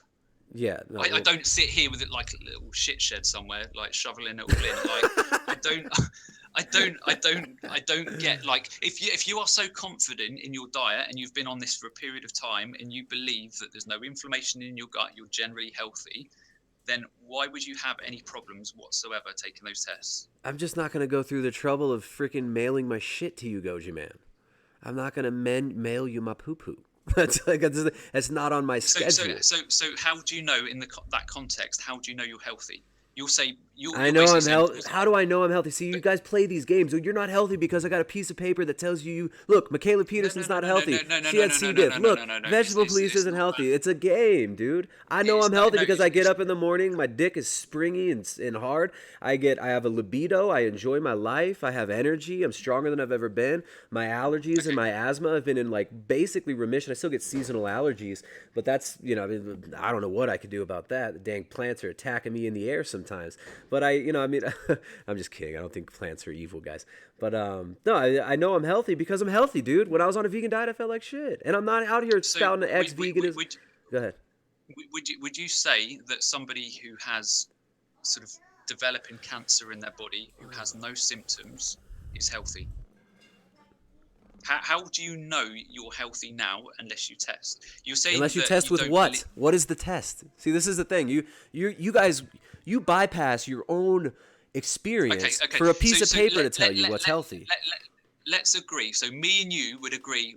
We'll disagree on lots of different things in terms of plant-based diets, nutrition, and things like that. But me Yeah. and you will probably agree that inflammation is at a root cause of most disease Yeah. processes in the body. Would you Yeah. agree to that? Yeah. So if we take all of that other bullshit, cholesterol, homocysteine, all of that out of the picture, Yeah. Yeah. and we look at the pure inflammatory markers in the body, Yeah. Which I've why shown would my you not want? CRP many times. I've shown my Yeah, but inflammatory markers all the CRP time. is just one marker of many Yeah. important markers in I terms of want to see inflammation. your gut improvements. I want to see one of the clients you've worked with, and I want to see improvements long term, man. I mean, you talk about your. So let's set up a call then Uh, with kind of 10 or 15 of people I've helped, cool. and then we can do that on a monthly basis if you want. Well, I And think then you should have some streams with these people and talk about and show the results that you've been I'm getting. setting up. The reason why I'm not doing It's this on just my funny channel because it because it gets seems. Go ahead. flagged. Why does it get The flagged? reason why I'm not doing this on my channel because people will flag me for it. So I'm not going to give them the opportunity to do that. How can they So flag you for I'm it? going to. You what? Because in terms of guidelines around YouTube rules and stuff, you could say I'm treating people with the internet, which is against kind of YouTube's guidelines. So Yeah. I'm going to set up a separate kind of stream and do a podcast on a kind of monthly basis because it absolutely That would is be relevant interesting. and I want to important. see the people you're helping, man, because you say you've been helping these people. It just, to me, it seems like a big roundabout thing when it's like, why not just eat meat? Absolutely. Tim So Sheaf Sheaf came to you. Here's another thing that I thought was really, go on. or you came to Tim Sheaf came to me. You came to Tim Sheaf though, right? What happened? Who came to who? So I made a video about him and Okay. I said, look, let's do some testing because you're failing for whatever reason on a vegan diet. So let's not jump to conclusions. Let's look at the underlying mechanisms. That's all I said to him. Yeah. I had a conversation with him beyond that. He chose for whatever reason. By the time I spoke to him, he was already eating kind of meat and eggs and stuff like that. So to say in any component there, well, the fact that you didn't heal kind of him, is that's an indictment of you not being able to do that job. No, that's So not what I'm talking about, man. I'm talking about something else. But okay, so Tim Sheaf reached out to you after you made the video, right? yeah, And then you so sent him we had a the gut conversation. test, and he did the gut testing, Yeah. and you publicized So it. You publicized it to all the internet. Exactly his personal butthole information. After he gave his permission. Oh, I didn't hear that part. Okay, he gave his permission. Do you want me to show you the evidence in text now that he gave No, me it's cool. permission? I'll take your word for it. I'll take your word for it, man. Like, I had the conversation with him, and what really fucks me off with people like him. So I had the conversation with him, and I said, look, I'm going to put this video up on the internet, basically explaining some of your test results. Yeah, no problem. So I put it up on the internet. 20 minutes after I put it up on the internet, he was like, what are you doing? What do you mean, what am I doing? We had a conversation like 2 hours ago where you said this is perfectly fine. Mm-hmm. And then you just started getting narky about it. And I was like, well, fine, I'll take it down if it's an issue for you. And then there's kind of text and stuff after that. No, you can leave it up. It's fine. So I don't get that kind of fucking logic behind him. Okay, so you think you were under the impression that he gave you permission to? It seems like he was. I don't think. I absolutely know. I've got it in text that he gave me permission to. Look. I'm not going to randomly put some people's test results up online without permission. Yeah. Well, it's just what I was going to say is it's so funny. Like, why this need to save face for veganism and desperate need to try to discredit? I don't need to save face for veganism. It seems to me like you're setting yourself up. A lot of people are setting themselves up as the saviors of veganism. And Tim Sheaf talked about this. What do you think about this? The superhero.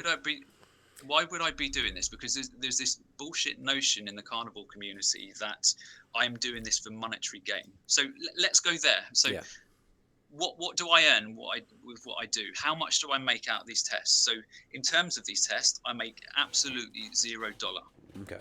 0 pence. So I make no markup on that. I will publish results. I will send you invoices. I will send you anything you want to see around that. Yeah, you still can't have my poo-poo though, Simon. I'm sorry. Yeah. So in terms of consults, I charge £100 for a consult. Now, if you speak to anyone across the internet who has dealt with me, I typically have 4 or 5 consults during the duration of treatment where I charge nothing beyond that $100. So for fuckwits on your side of the community to say he's profiteering off of people, I'm anything but profiteering off these people. Yeah. Cool. So monetary, the money's not an issue. And I said this in my thing where I said I was wrong about Goji Man. When you and I talked before, you mentioned, dude, I don't need the money. You know, you've obviously had some tragic things happen in your life, and you know your folks passed away, your sister passed away as well. And you mentioned, look, it's not about the money. I've come into some inheritance through some of this, and I'm not just here to make money. So I do respect that, and I think that's really good. Like I said to you before. If for 1 minute I was seeing multiple people not kind of getting better in the approach that I was taking, then I'm fucking gone from the internet straight away, and I will admit that I'm wrong. But like I said to you, in terms of people with kind of SIBO and Candida type issues, that I generally see a 60 to 70% improvement in those people.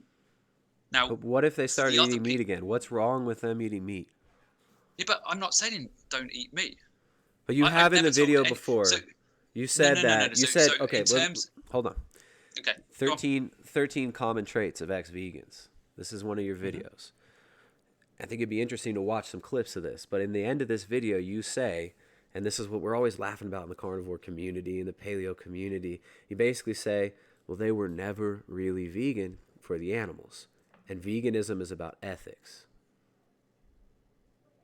So say that again. You broke up slightly. I think it was the last thing you said, the common trait of ex-vegans in this video is they were never really vegan for the animals. Is that true that you said that in here? Yeah, so there are multiple things that play into veganism, as there are multiple things that play into sort of health. I'm just saying there are different components of those ex-vegans that don't work, and these are just those components. So some people go into veganism, and I'm sure you will agree with this, for monetary reasons, into it for ethical reasons. Some people go into it for whatever. Like, not all of those people are ethical. So I'm simply saying not all of those people are kind of ethical, which is true. Okay. A lot of people don't go into veganism because of ethical reasons. They do it for aesthetics. They go into it for lots of different reasons. Okay, so are you in it for the ethical reasons? Are you an ethical vegan? Am I an ethical vegan? So my ethics as a nutritionist resolve around the person foremost. So if the person comes to me and they're not kind of vegan, they're paleo, they're carnivore, I will work with them around the mechanisms of their diet to try and improve it and see what can be done around that.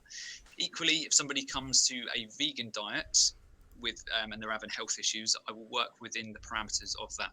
Now, vice versa across the board, if either of those dietary patterns aren't working, then I will always have that conversation about, look, your health is not working. And I typically see this with people with kind of Crohn's and things like that. Yeah.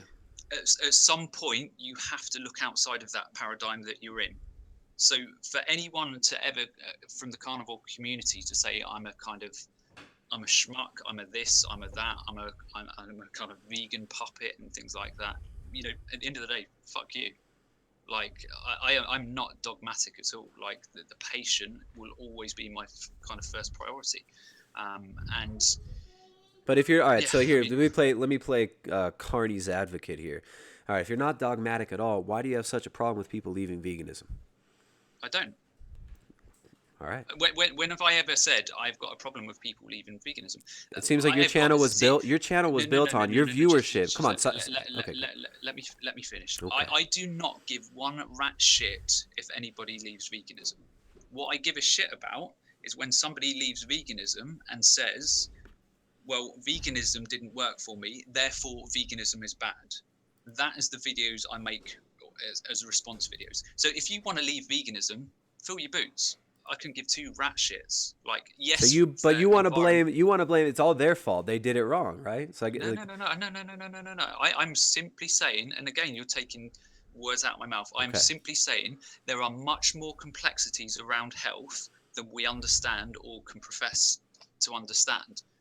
For anyone on either side, for you to say that the carnivore diet will kind of pick up all the failings of a vegan diet, or vice versa, for me to say that a vegan diet will kind of kick your ass. I'm not saying a carnivore diet will. I'm saying just adding meat in and animal foods in will solve the issues of veganism. But what are these ex-vegans? What are their issues? Most of them have brain fog. Most of them deal with digestive Okay. issues. Most of them deal with hormonal issues, sexual fertility issues.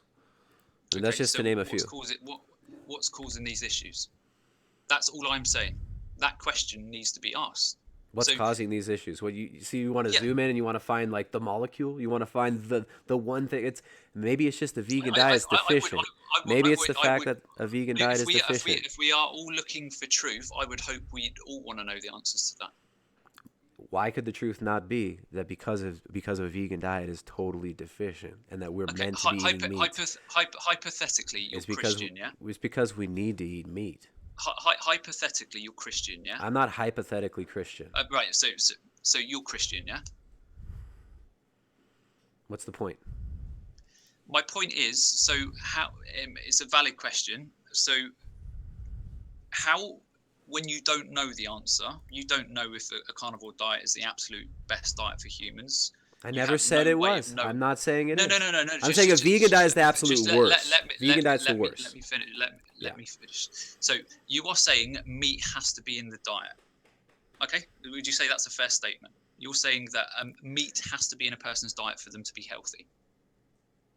I'm saying that meat is a crucial part of the human diet, and animal foods are the most important part of the human diet. Okay, so in effect, you are saying that meat needs to be in kind of the human diet. So needs to be. I mean, you don't need to do anything. We could all just kill ourselves on a vegan diet. We don't need to eat meat. Hypothetically, just say we didn't. Just say in 1,000 years' time, we proved that meat didn't need to be in the human diet, and it is indeed causing heart disease and cancer.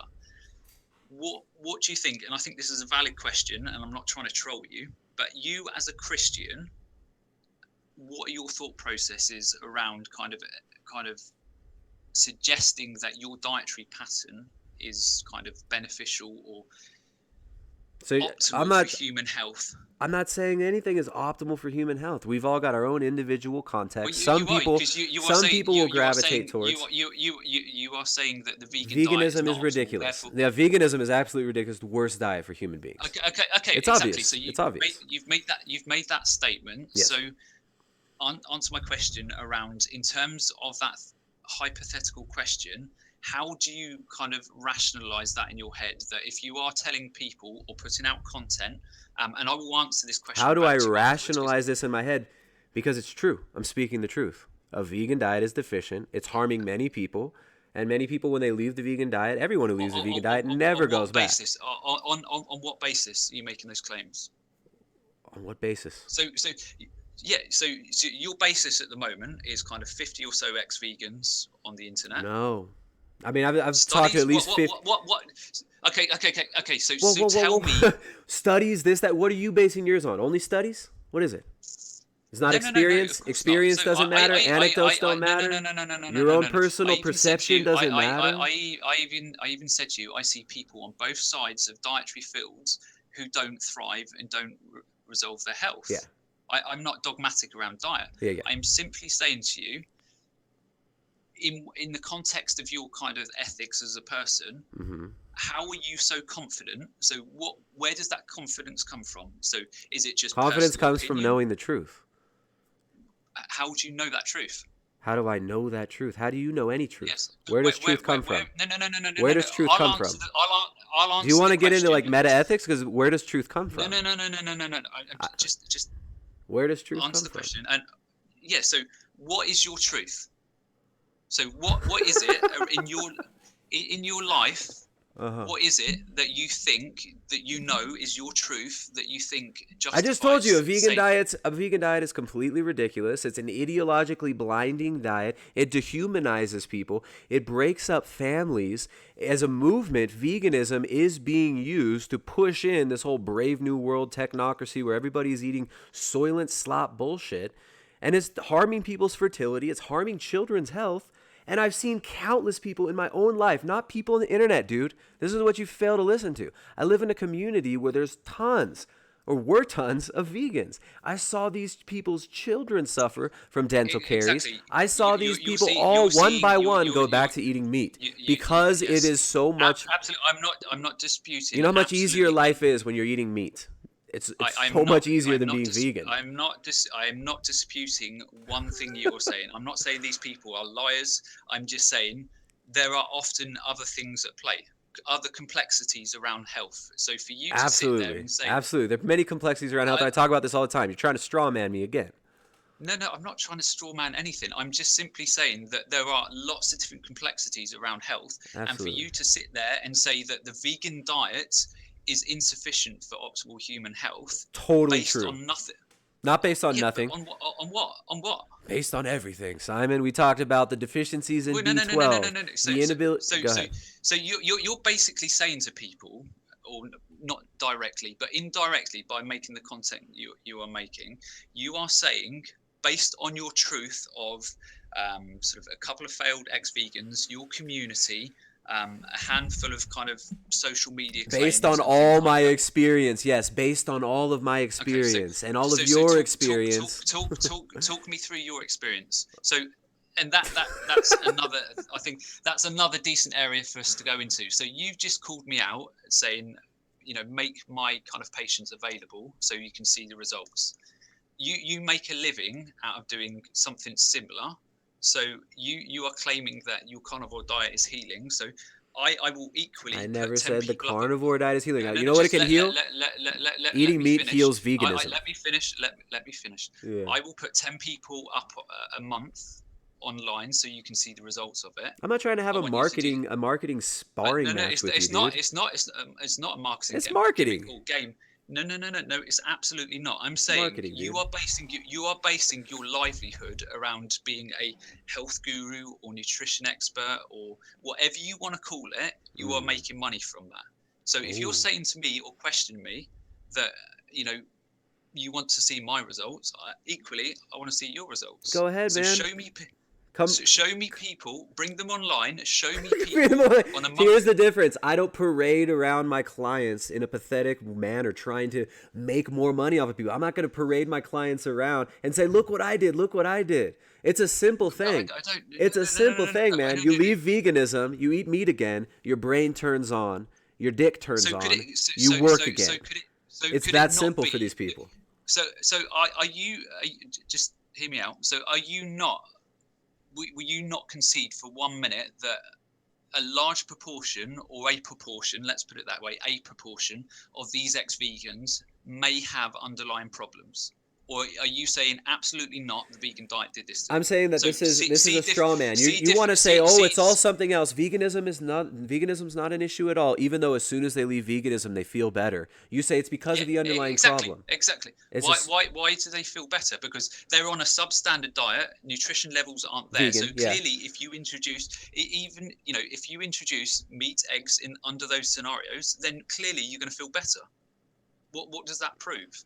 It proves that meat and eggs are better than soy and tofu and beans and legumes. It just means that if you've got an underlying mechanism, such a problem with oxalates, you've got a SIBO infection, you've got this, and you're not assimilating nutrients and you're becoming deficient, and then you go to a meat diet where there's no fiber or oxalates, which is going to cause that issue. What does that show you? Exacerbates it. What is that telling you? It's just telling you that you're getting some nutrition. Yeah, exactly. Why are you not able to get nutrition from plants in that state? Why are the plants not working in that same situation, and then meat is added to the diet and it works? Like I was saying before, in the context of that Lyme disease spread across the US and Europe, does that prove that the carnivore diet doesn't work, or does that prove that the paleo diet doesn't work?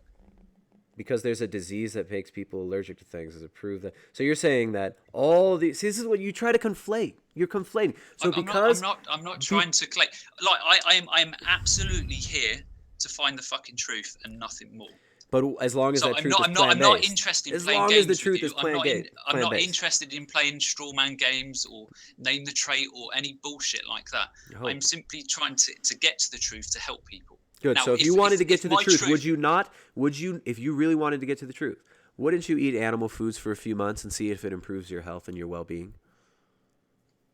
Would say that again, sorry? If you really wanted the truth, why would you not experiment with animal foods for a month or a few months to see if they would help your recovery and help your general well-being? Absolutely valid point, and I will say two things. So one, there's anecdotally, which you like and your carnivore community like, anecdotally, we're cool with anecdotes. We don't try. I'm cool with your anecdote. It's all good. So anecdotally, there are lots of people across the internet who have healed from these type of antibiotic reactions on plant-based diets. There are people who have healed on paleo diets. There are people who have probably healed on carnivore diets. So I would say that the dietary component of that is only one small component of it.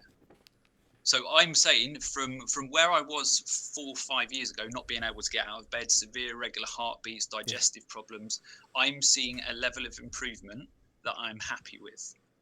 Now, people like to, for whatever reason, when it comes to health, people like to take the path of least resistance, thinking that they found the magic bullet, or this is going to fix everything, or that grand utopia. Like I said earlier on, people have short memories. Like we often think we understand something, and then we get blindsided like massively by it. So for people to say, just try this egg, or just try this, or try that, thinking that it's going to be that simple to fix some of these type of issues and complexities around health, it's fucking stupid. Well, all right, so let me play Carney's advocate again here. Well, what about people who say it's fucking stupid for Goji Man to say just take some antibiotics, take some oregano oil, and then you can start eating your oxalates again, right? I mean, to a lot of people, they're like, a lot of these people have gone through extensive testing. A lot of these people, let me finish. A lot of these people have tried so many different approaches to try and make it work, but then they add meat in and they feel better. And then you say, no, let's pull the meat back out, come back to the tofu and legumes, let me fix your gut, let me test your poop, and we'll give you the right antibiotics, and then how are you going to repopulate the gut after these antibiotics? Like, I feel like a lot of these vegan advocates who are out there saying, oh, Goji Man's going to fix all these people. They don't understand that these people have been through the gauntlet. A lot of these folks have done extensive testing. A lot of them have tested for SIBO. A lot of them have tested for H. pylori and all these exactly. things. So I would encourage these people to come forward. Like if you've They're done everywhere, these dude. type Go of tests, jump on Twitter. Jump on Twitter. Look at all these people. Look up the load Meat them up, let's have a Heals. look. Look up the Meat Heals hashtag on Twitter, and you're gonna see Meat loads of. hills. Look, is that not okay? Is that not okay? So you want anecdotes? We've got plenty of them, but you deny them categorically. No. Why am I? I'm not denying anything. You just Meat Heals. What am I denying? Like I said to you, I think like we're getting cross wires here. Yeah. I do not give. I'm not here to judge people on your diet. I couldn't give two rat shit. If you want to milk some fucking cows or goats in your country, wherever you are in the world, fill your boots. Like that is not my ethical place. But don't drink the milk out of a boot, guys. For sanitation, don't drink it out of the boot. Okay. Well, you know what I mean. Like in that context, Yeah. that is your choice. That is your moral stance. Whatever you want to do. I am not here to tell people to do any specific diet. From a nutritional point of view, I have people who are paleo, some people who are carnivore, particularly with Crohn's and stuff, where the carnivore diet hasn't healed them. I get people who are vegan, and I get people who heal, and I get people who don't heal.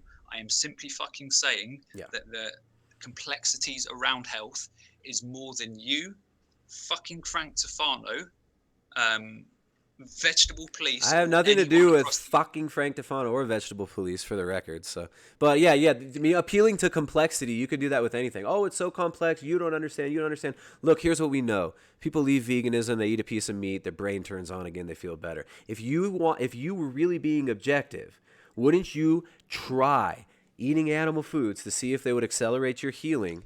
Why not? That's the question. Okay. So that's a valid question. So what within meat is going to heal me? You can play name the nutrient. No. We're not going to play name the nutrient. I'm just saying, like, it's a valid question. You are saying to me that you believe eggs. So you want to do this isolation thing where you isolate one nutrient or something? What do you want to say? No. We won't. I won't even respond to you. I'm just interested in what you think is. I'm just saying the meat in general, man. The animal foods are crucial. We've got many different factors. We've got B vitamins, B12. You've got the bioavailability of the food, of the protein, being much more bioavailable than plant protein sources, which I know you agree with, right? I mean, this has been studied extensively. What does that prove? I don't give a shit how bioavailable is something. I want to know from a personal perspective. If your gut's messed up and you can't assimilate nutrients and you eat easily absorbable nutrients, how is that not a good thing? It's one of the most easily digested foods. Yeah, exactly. And which is why I'm saying to you, these people, these ex-vegans who are going into that carnivore approach or paleo approach, they're getting symptom relief. I'm not denying that for 1 minute. I'm just saying that these people probably have other issues at play. Everyone has other issues at play, but we all do. But if we can live better and feel better by eating animal foods. But I don't get your line or point, because I don't. My point is, why don't you try animal foods? If you're not an ethical vegan, why not try animal foods to see if it heals? No. I'm absolutely an ethical vegan, but like I said to you, my ethical veganism comes behind my ethical nutrition career. But you're just saying that sounds like marketing to me. You told me when we talked in private that you're not an ethical vegan. You said I am exactly. not. No. I exact words what I said to you. Ethically, my ethics always reside with that patient first. So in terms of ethics, if you want to label me or not label, some people would say, well, you're not an ethical vegan, therefore you are not putting the animals first, therefore you're not an ethical vegan. Yeah. I am simply saying I can't have, as a nutritionist, all of my advice has to be dietary agnostic, if you want to put it that way. But it's not. So I can't. It absolutely is. So the people who come to me and want kind of nutrition advice around veganism, then I'll give them what they want, and I'll help them. There's people who are not vegan coming to you for nutrition advice. Like I said to you earlier on, if they're failing and they're not thriving and they're getting worse and worse, then I will always have that conversation with them about looking outside of that box. So I don't get the logic of this kind Here's of the reasoning. logic. Here's the logic. The logic is this. You say, you said you weren't an ethical vegan when we talked last time. I guess I misunderstood, but you said that, actually, when we spoke, you actually told me that if you weren't getting the results that you would think it would be a good idea to include animal foods and try it. What I'm saying Yeah, is, exactly. you But say you say you're an ethical my vegan.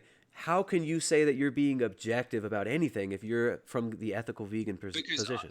but because ultimately, veganism is about ethics as you as a person and ethics of animals. Like, veganism is not just about ethics of animals. No, So it's a in that religion. It's a context, religion it's a moral, it's a but morality you could say system. that about anything. You can say that about kind of carnivore, paleo. Like, they've all got the little communities. No, There's a no, the veganism polarization. isn't. We don't care if you're eating vegan diet. We don't care.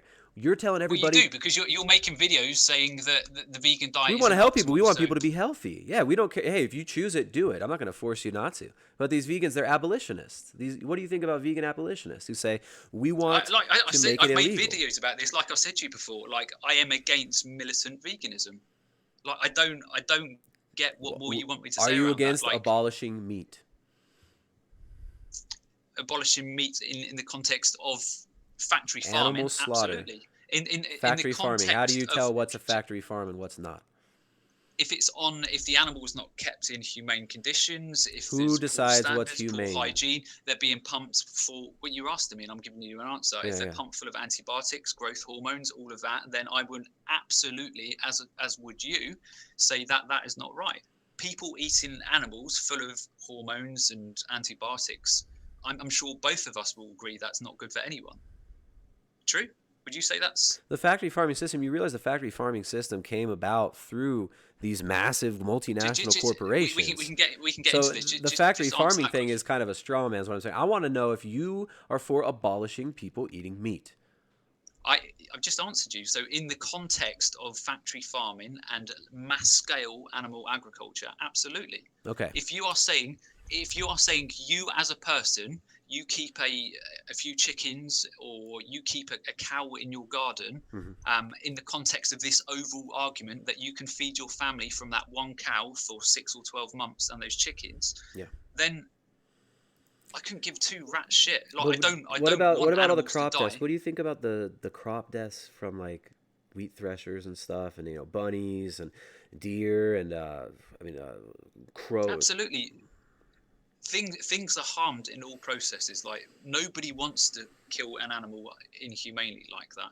Nobody, but it happens. You have to kill an animal. Like, whether it's 1 or 100 animals being killed, it's the same thing. You're killing an animal. So Hmm. numbers aside, it doesn't matter. If you're killing one cow or 100 mice, morally or ethically, you are no different. Yeah. So then the ethically, there's no difference between veganism and non-veganism, then, right? Ethically, I've given you my answer. So ethically, if it's on a mass scale and animals are being pumped full of antibiotics, growth hormones, and things like that, Yeah. I am 100% against that. If you are eating in the context of your life with your family and you're eating eggs from your chickens at your home, do I have a problem with that, or do I look to impose my opinions on that situation? Absolutely not. Okay. Cool. Yeah. Good Um, answer. in the context of that, though, in that context, so if you say animal proteins are beneficial, animal foods in general are kind of optimal, The or best foods. They're the best foods. They're yeah, most easily okay, so digestible. They're the most bioavailable. They're the most easily assimilable, and they've got everything we need. We don't have to eat a okay, variety of them. We could just eat one animal nose to tail and be nourished with okay, everything we need.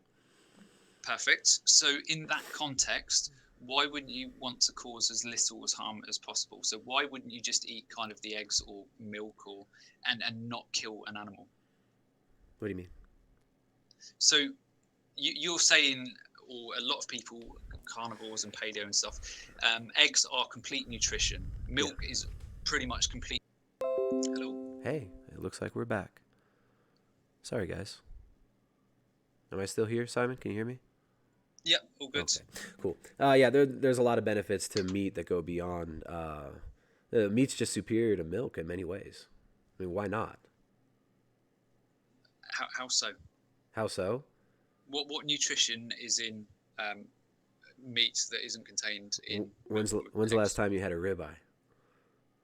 Well, no, I'm asking. I'm genuinely interested. I Yeah. want to know what Yeah, well, you're getting more nutrition is. fat. You're getting different types of fat, and it tastes different, feels good. You got lots of taurine, carnitine, zinc, iron.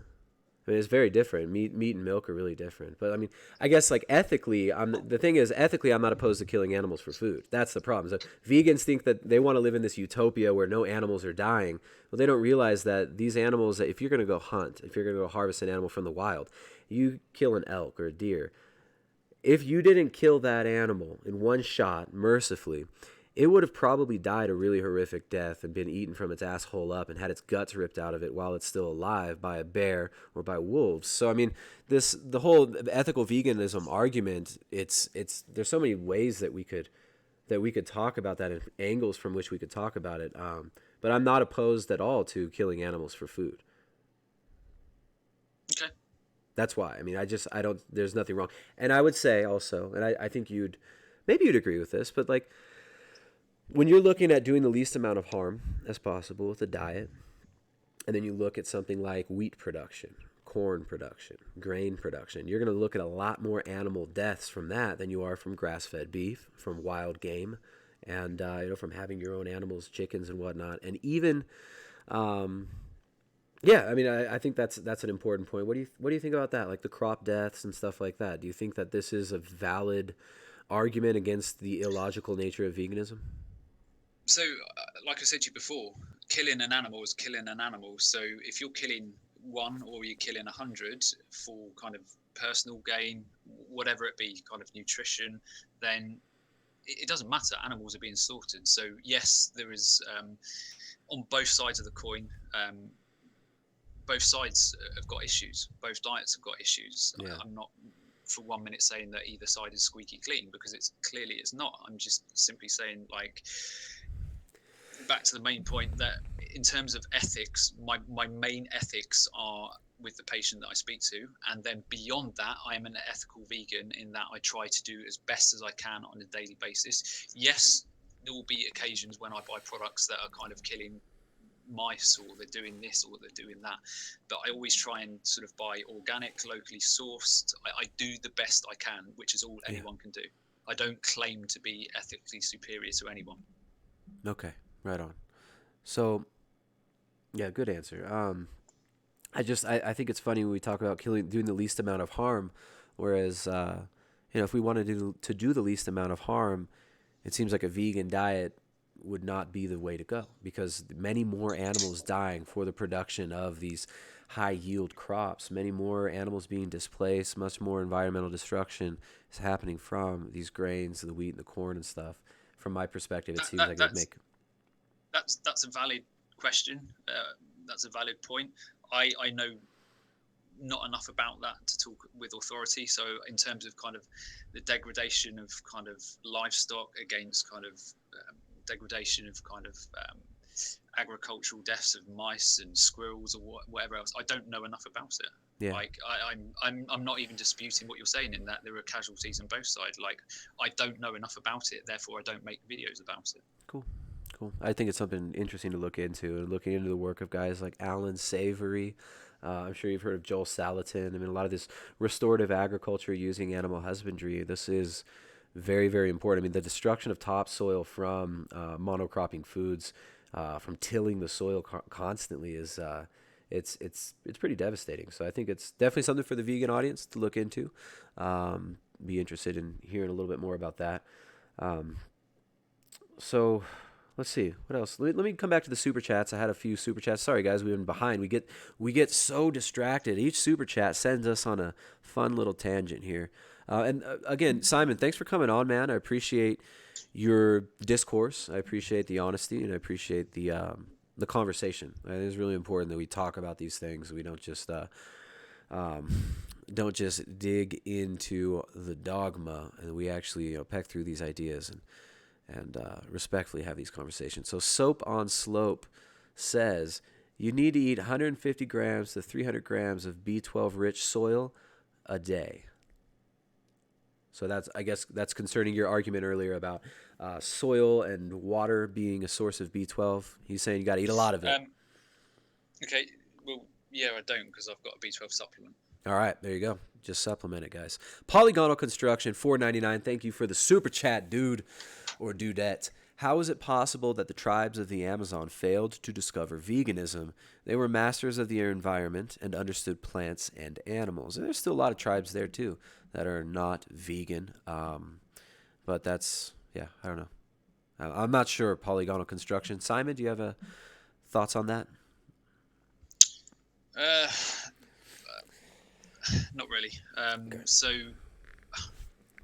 yeah, I mean, you look back over kind of many thousands of years, people have adopted all sorts of diets and kind of dietary practices and things. So, yeah, look, I don't know the answer. So I don't know kind of, we've clearly evolved into kind of eating meat for whatever reason. Beyond that, we spent 21, 22 million years not eating meat. So I don't know. I mean, I'm if you not buy into qualified the to. evolution thing, you could just say, well, we should be eating single-celled organisms because our ancestor was eating single-celled organisms, or we should eat dirt because we have a common ancestor as banana. So I'm with the vegans on the evolution, though, is a terrible argument, and evolutionary theory is absolute pseudoscience, in my opinion.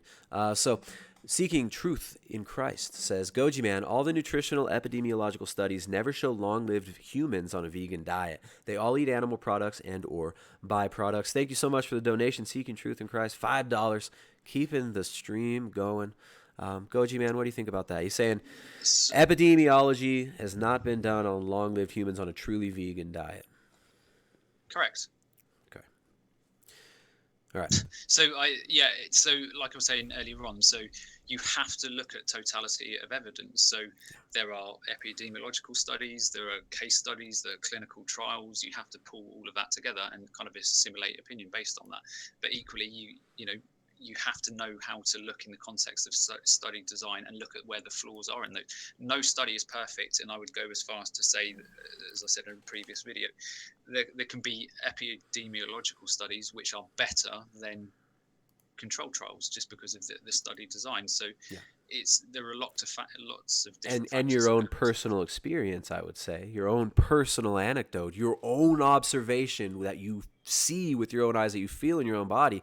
That's going to be better evidence than any randomized controlled trial done on somebody else. No. It's not, because for now, your truth might be that you might be thriving now, but who's to say your truth might be different in 20 or 30 years time? Your perception, if you're perceiving, if you're experiencing, so you're the experiencer. What are you saying? So your experience doesn't matter? That's ridiculous. That's what I have a problem with. These vegans are like, your experience doesn't matter. I'm not saying that for 1 minute. I'm saying like, you should absolutely listen to your body, but longer term, you don't know. You don't know what's going to happen to your body any more than I know what's going to happen to my body over the next 20 years. You might be. We all know what's going to happen. Our bodies are going to die. Eventually, they're going to die. And if we spend all this time, yeah, exactly. But you don't know. You can't be any more certain than me, based on actual truth, other than observation or what you feel at this current time. How is there truth? All right, so just let me finish. So these ex-vegans 3 or 4 years ago were saying, I feel great, I feel phenomenal. My skin issues have kind of improved, my digestion's improved, and then sort of 2 years later they're going, I don't feel so great. So what's to say some of these carnivore people in 5 years time are going to go, actually it didn't quite work for me? The balance for these people might be somewhere in the middle. A bit of meat, a bit of fruit and vegetables. So this is the thing, I'm not saying carnivore. You act like I'm saying everyone needs to do a pure carnivorous diet. I've never said that, man. It's an option. But I'm not saying everybody needs to do that. I'm not saying you have. Okay. I'm not saying you have. But I feel like, okay, here's maybe what I'm feeling. Let me try to articulate this. I feel like you misrepresent non-vegans as all being carnivore camp, and that this is like a game that gets played a lot. So you're either a carnivore or a vegan. But it's like a lot of these people, they leave veganism and they feel better. Sorry, one second. Second. So just because someone leaves veganism doesn't mean they're carnivore. It just means they left veganism. Sorry, what were you saying there, dude? Yeah, I'm saying it's not binary, carnivore or vegan, right? It's like I'm not ever saying that everyone needs to go carnivore. I am saying that a vegan diet is not going to be sufficient for humans, but not everyone needs to go carnivore. Okay. Would you say that not everyone needs to leave veganism? No, people can eat whatever they want. I'm saying that if you're struggling, why don't you try animal foods?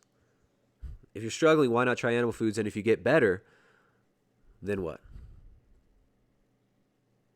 Valid. But again, I'm saying, rather than just assume that new diet has made you perfectly fine and it's fixed all problems, then before you make that claim and before you jump across to that diet, then just have a look into a bit more evidence around that and what's causing these issues. That is all I'm saying. I don't care, like I said to you before, like, I'm not here to judge anyone else. If you want to eat meat in your diet, fill your boots. Like, ethically speaking, me as a person, I don't particularly agree with people eating meats, but if you feel the need to eat meat because you think it's going to help you, then I'm not somebody here who's going to tell you what to do. Like, in the context of when my health failed 4 years ago, if somebody has said to me at that point, you shouldn't be doing this or you shouldn't be eating that in the context of my health, then fuck you at the end of the day. Like, I'm going to do what's best and right for me to get my body moving. I'm just simply saying you don't understand the complexity of all health issues just because at that moment in time you are feeling okay from introducing a bit of kind of eggs or meat. Okay. And nobody can make that claim. Fair enough. I would say that to kind of bounce it back at you, I would say that it seems like you're kind of framing it in a specific way, but I don't hear anybody saying that they believe that just not being vegan is going to solve all their problems, right? But it does solve a lot of the major issues that people commonly see with veganism, which are brain fog, fertility issues, soreness, just not feeling like quite as vital. They instantly get results with this. They instantly feel better, and I think that's showing us something that maybe all these. It absolutely is. It's telling us and showing us that something is not right. Now, you will say, well, it's showing us that the vegan diet is not right, and I'm saying there's probably something else at play, and therefore we should look into what that something else is. I don't see what your problem is from saying to people in the context of being a Christian at that point. Shouldn't we pay due diligence to those people and say, let's look into this in a bit more detail? It's funny why you bring up be a Christian. What does that have to do with this? Because as an ethical person and a humanitarian, I care about human beings and I care about their health. Yeah, exactly. So if you care about human beings, wouldn't you want them to know the total picture of their health? I'm not saying. Yeah, and I'm saying you don't know. You're saying you're trying to confound them and confuse people is what you're playing. You're playing a game of, oh, you feel better now that you're not vegan. You don't need to go to a doctor for your gut issues now that you're not eating beans every day. But maybe you're still messing. I feel like there's a sly game being played, and maybe you're unconscious of it. But I think that's what's going on. There's absolutely fucking no sly games here. Okay. Like in 1 or 2 years, I will be gone from the internet. Yeah, I'm not here to profit. So your whole livelihood is wrapped up around your channel. I have other livelihoods. See, you try to accuse me of this. No, You for a second, because you keep bringing this up as if I'm some sort of a shill. I could be doing many other things. I am a jack off all trades. I can do many different things. Hold on. No. For once, it's absolutely irrelevant. No, but it wasn't fine at one time when you threatened to sue me and when you made that post saying, "Oh, all these people, they don't have insurance." Right? But you accused me and Bobby's perspective. You said they may have been or may not have been bald. These people contacted my school. I haven't even talked to you about that yet here. Why did you say that? And why did you post up links to my website, misrepresent my business? Okay. You misrepresented my business. No, hold on. You're going to answer for this. You misrepresented my business. You've asked the question. You've asked the question. So let me answer the question. So the reason why I threatened that, because Bobby's perspective went online and he basically said Goji Man is dangerous and deserves to be taken down off the internet. No. He said he wants you off the internet because he thinks you're dangerous. He doesn't say he wants you censored. He didn't say he wants you removed forcibly. He's saying he wants you discredited. He wants me taken down off the internet. He said he wanted you discredited. Play the video because I think that would be quite interesting. Yeah, I don't have the video right now. I don't have the video, but you made a post and you said people contacted my school. They may or may not have been bald. Immediately after that, your audience was mass flagging my channel, and they still mass flag it. Yeah, I get mass flagged from your side. Like I don't get what the I've point told is. people Like, not to mass flag many times. You sent that. okay, Come so on, you know you were sending people to try. You said, and then you said, sleep with one eye when closed or one eye open. yeah, do you not think if someone says if I'm saying to you right now, I think you should be taken down off the internet. I don't think you should have a right to say anything on the internet or do what you're doing. You just Do criticized you, me for making a living that involves internet media, as if this is no, some sort of a conflict of I said interest. I said I have If I really wanted to make absolutely. money, you know what I'd do? I'd be a vegan. If I really wanted to make money, if that's all I cared about, I'd push that veganism. I'd push the Vivo Life protein powder, man. This is where all the money's at. But to say I, to try to my discredit me main by my, saying you're let's just calm the conversation down a bit. So all I'm saying in the context of this point, most of the people who criticize me and say that I should be taken down off the internet and say that I'm profiteering off of people, I'm doing this and I'm doing that. I say to you, I will show you any evidence that you want to see around that. I am absolutely not profiteering out of people. And the people who are accusing me of that are people who are basing around their livelihood around doing the opposite thing that I'm trying to do. So do you not think that's a valid point? do I not think what is a valid point? That people who accuse you of profiteering make money. Did I accuse you of profiteering? No, I'm not saying you have. I'm just saying that's what Bobby's perspective and You Drew listed on me. You listed me first, didn't you? no, On that post? no, absolutely not. Okay. When have I listed you? You Or listed me. You showed my website. You look, Tristan charges for consultations. He has no Yeah, insurance. Some I nonsense. was highlighting my point that all of you people who criticise me for doing what I'm doing are saying that I'm a shill, I'm profiteering out of people, I'm doing this and I'm doing that, and I'm basically saying, well, I will show you exactly what I earn. I will show you any information that you want, but I find it very ironic that the people are calling me out for doing what I'm doing on the internet are doing exactly the same and profiteering out of people on the other No. side. See, I've never called you out for that. I've called you out for giving Well, shitty information. I'm not saying. I think you saying you push have. a false ideology, and you're pushing this false hope that veganism is this great healthy thing to people. I think that's what you're doing, and I think you believe it. I don't think you're doing it because I think you want to help people, man. I think you really want to help people, and I think you, hopefully you will help a lot of people. But I don't think it's going to be through veganism. You know? But again, like I said to you, if I'm not helping people, then I walk away. Like, I'm not making money. I'm not here to profiteer out of people. If I'm not getting But results from what if this ideology, not even the ideology, but what if the persona, the YouTube feedback that you're getting clouds your perception? Like you've become like a demigod to these vegans. These people worship you. Some of them. well, that's like the idiot behind any steering wheel. So if you're an idiot driving a car, you're going to crash it. And it's the same. You see a lot of kind of people across social media that they're in it for money and for whatever reason. Yeah, but how do you know that you're not like I just said, in it for that feedback, that acceptance and the status of being the new savior of veganism? I'll tell you exactly why. Because in one year or so, I won't be here. So I've come here to kind of get a point and message across. How do you know? And then I will leave. Yeah. Then I will leave. All of these people who are criticizing me for these type of things will still be here, churning out kind of dollar, selling plans and stuff like that in 5 years because they've got. So what are you going to be doing? What are you going to be doing? You are. What are you going to be doing? Like I said to you, I've got inheritance. I've got kind of a career that I've built up separate to nutrition. Nutrition I will do in my local community. Like, cool. I don't need to be here. Like. But you mean, haven't you been going to school to become a nutritionist? And yeah, but exactly. So I will be a nutritionist in my local community. Yeah. I don't need to be here on the internet to profiteer out people. And I think it's incredible. That's when I get my. But you are making a profit. You're charging for your time, aren't you? Exactly, but a lot less profit than people who are accusing me of doing. Who are these people? Who are these people? So Bobby's perspective, Drew.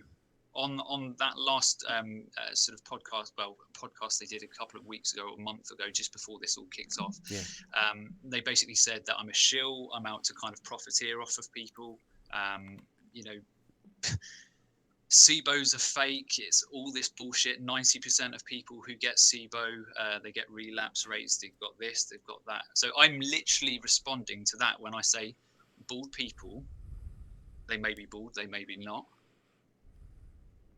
So I don't. But you know that I use that. You know that I use the hashtag bald man bad, and I've been making jokes about that for so long. I said to you when we You spoke could last, see how maybe they would have believed it was me, right? You could probably see how they would have thought it was me. Yeah, and like I said to you before, I apologise for that.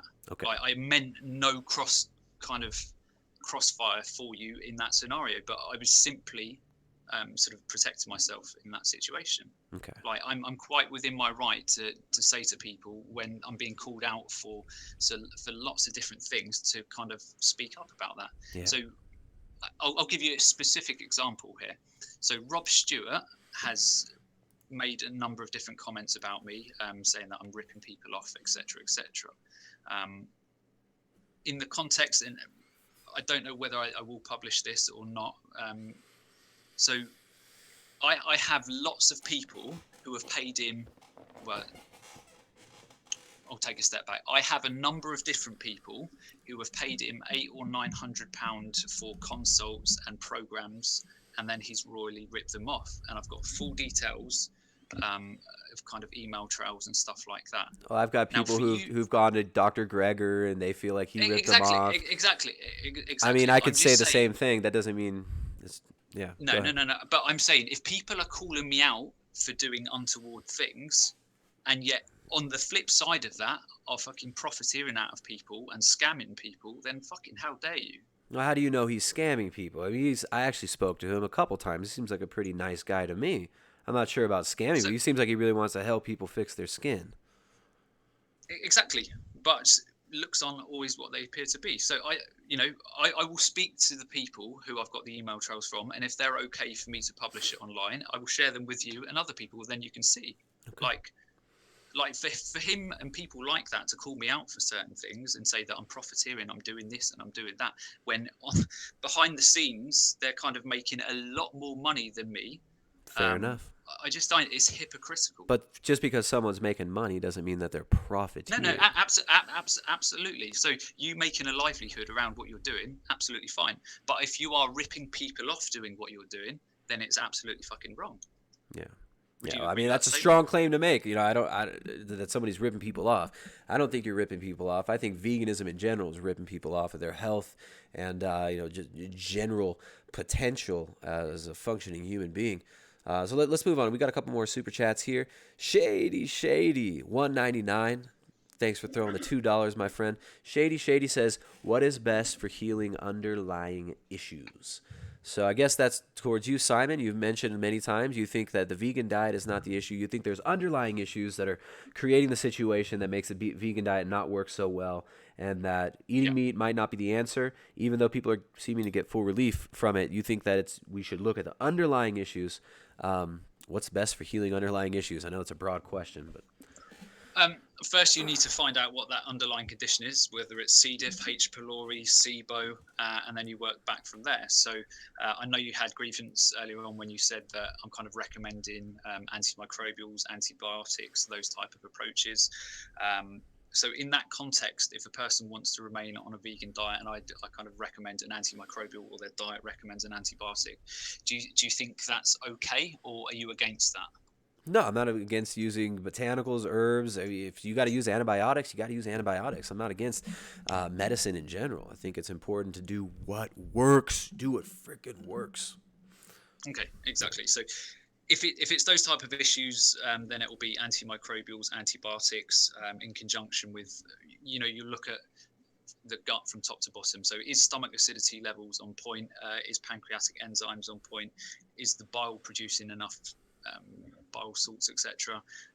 What's the microbiome status? Do they have enough lactobacillus bifidobacterium to break down things like oxalates? Are their oxalates elevated? Do they have a problem with histamines or the histamine degrading enzyme DAO? So there are lots of different caveats and variants that you need to look into. Good answer. All right. Another super chat here.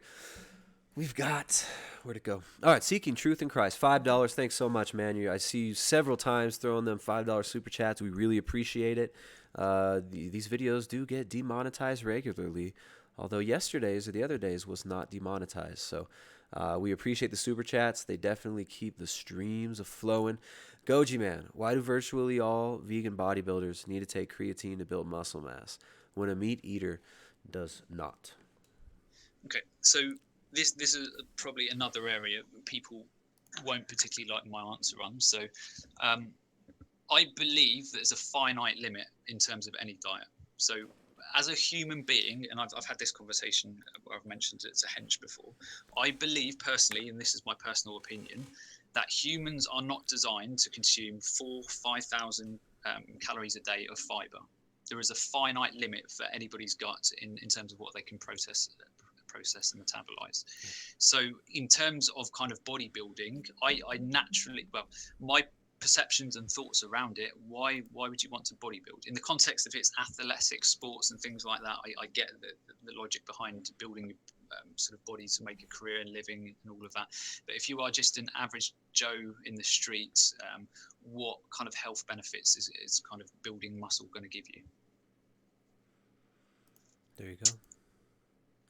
So why bodybuild?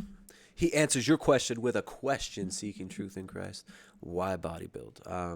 I mean, I guess just I don't want to go too long about it, but I think there has been proven, even in scientific literature, that it's pretty important. Lean muscle mass and strength, grip strength, being highly associated with longevity. Sarcopenia becoming very, very prominent as we age. So I think having some lean muscle mass is definitely important. But being a 300-pound Michelin man on steroids, probably not necessary or healthy. So it's about balance there.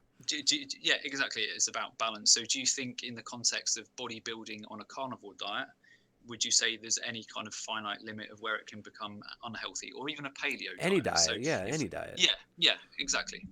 Yeah, totally. Oh, I think a lot of people get into bodybuilding. They're coming at it from a place of really like it's insecurity. It's there's a lot of underlying.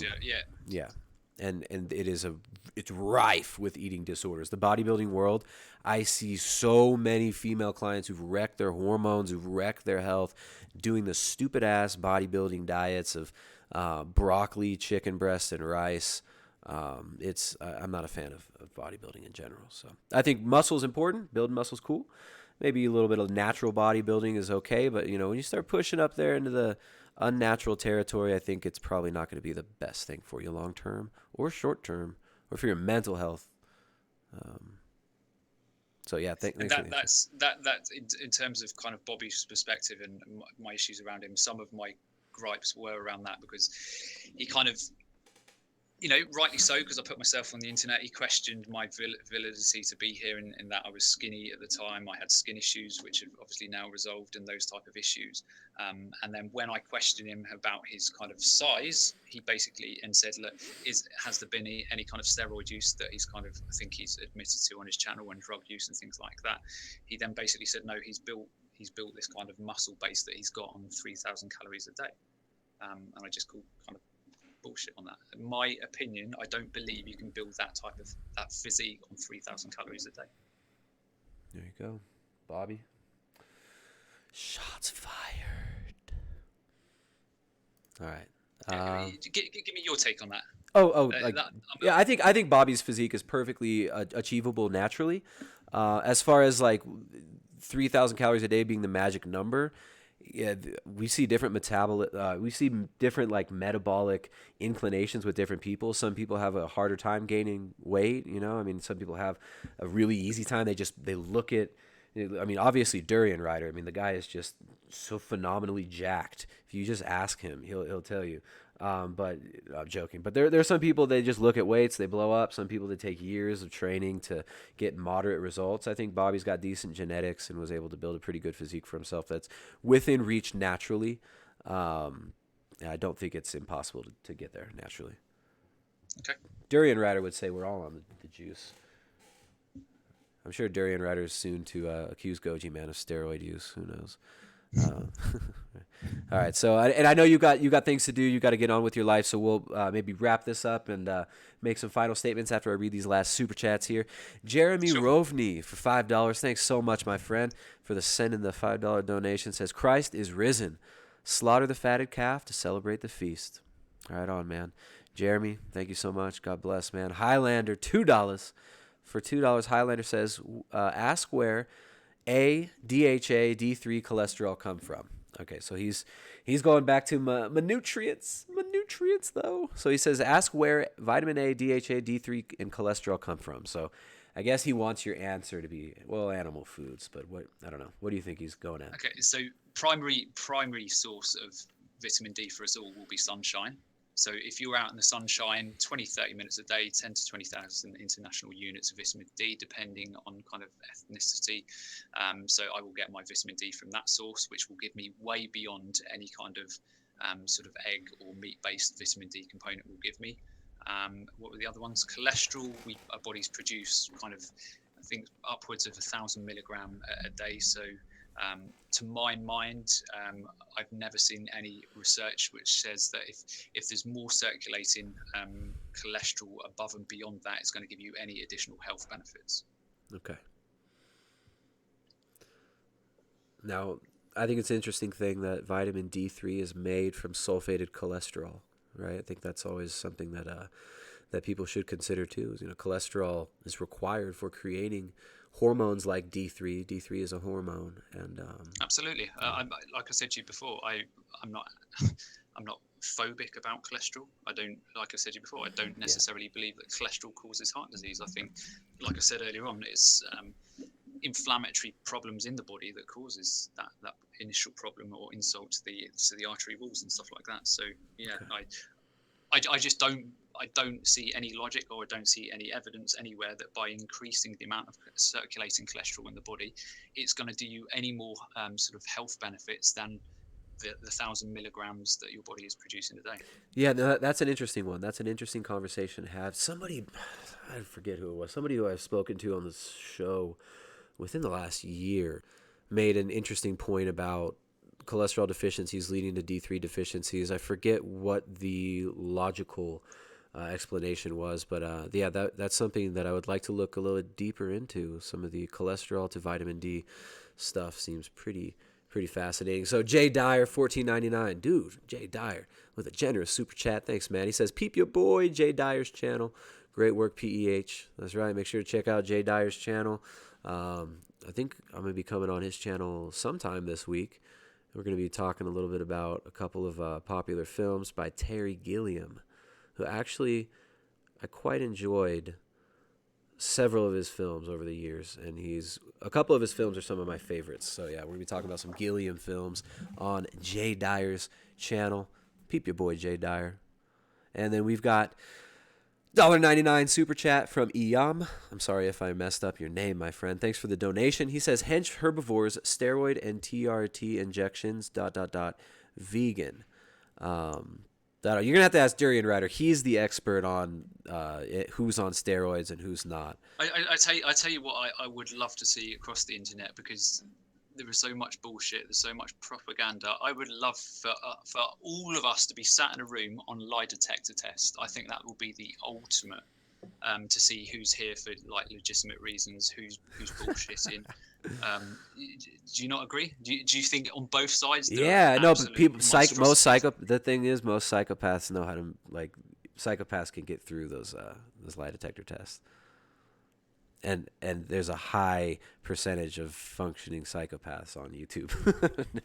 The vegan. I'll agree that I wasn't aware you could fudge one of those tests, but okay. Cool. It goes by like the micro reactions electrically, right? So if you're an unflinching liar and you're not bothered by it at all, you're probably way more likely to. Yeah. I don't know the stats on how many people can, but I know a lot of people, they train to pass lie detector tests in certain professions, right? Like intelligence agencies and stuff. People will actually train to be able to pass it. So it's unfortunate. I wish too. It's like the deathless diet paradox. It's like, hey, I'd love there to be a deathless diet, but even the vegetables are causing deaths of animals, and it would be amusing if it could be done, because like we all get caught up and we all kind of peacock on the internet, but it will be interesting to see when people have debates who's actually telling what they believe to be ultimate truth, and who's telling bullshit just to try and win a debate. Yeah. Well, you also know that people can delude themselves into believing something is Yeah. true when it's not, and I think that's one of the problems here too. I mean, let's maybe wrap it up. And you've been on for at least 2.5 hours, and I greatly appreciate you coming on, man. We had fun. We got heated at times. I hope this was productive for the audience. I hope everybody enjoyed it, and you guys got to see a different side of Simon. Simon, something that bothers me and that kind of freaks me out about the whole vegan nutrition thing is it's a niche where people are always struggling on the vegan diet. Now, whether that's because it's deficient or not, we can split hairs about that. And you say it's not deficient, it's not inherently wrong or not inherently a inferior diet. I take the opposite road. I think it's an inferior diet, but okay, so a lot of people are struggling with it. The vegan YouTube community, there's a high flux of people coming in and out of it. People go vegan, they don't like it so much for whatever reason, they leave the movement. Do you think that equally all dietary groups have every diet? People are changing their diets all the time. People are constantly changing their diet, but veganism stands in this very interesting place where it's more than a diet, right? You mentioned it's about the ethics, right? For veganism, it's more of a moral framework. It's more of a metaphysical concept than just diet and health.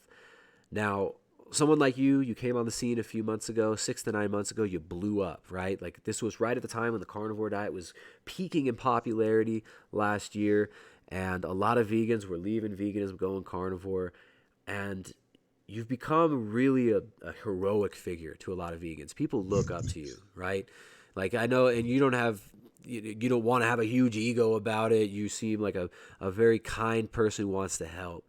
But do you think that someone in your position could be in danger of putting the blinders on and getting all this positive feedback from the people who want you to be the savior of veganism, right? Just like Tim Sheaf was supposed to be like the savior of veganism, you're taking that place in certain ways. You're becoming this figure that is exalted among the vegans.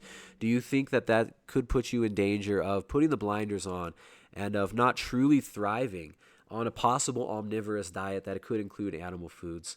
Do you think that this could be a dangerous place psychologically for some people to be, and for perhaps yourself to be? Absolutely not. I think, like I said before, there are idiots behind many different types of cards.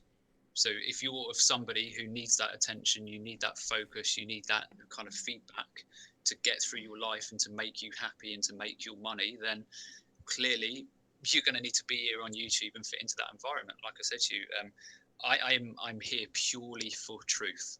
Now, if that truth ends up being that 10%, 20%, 30%, 40%, 50% of the diet has to be meat, then so be it. I'm just simply saying, as a ethical human, we can't make brash assumptions about people until we know the totality of all of these different complexities that feed into health.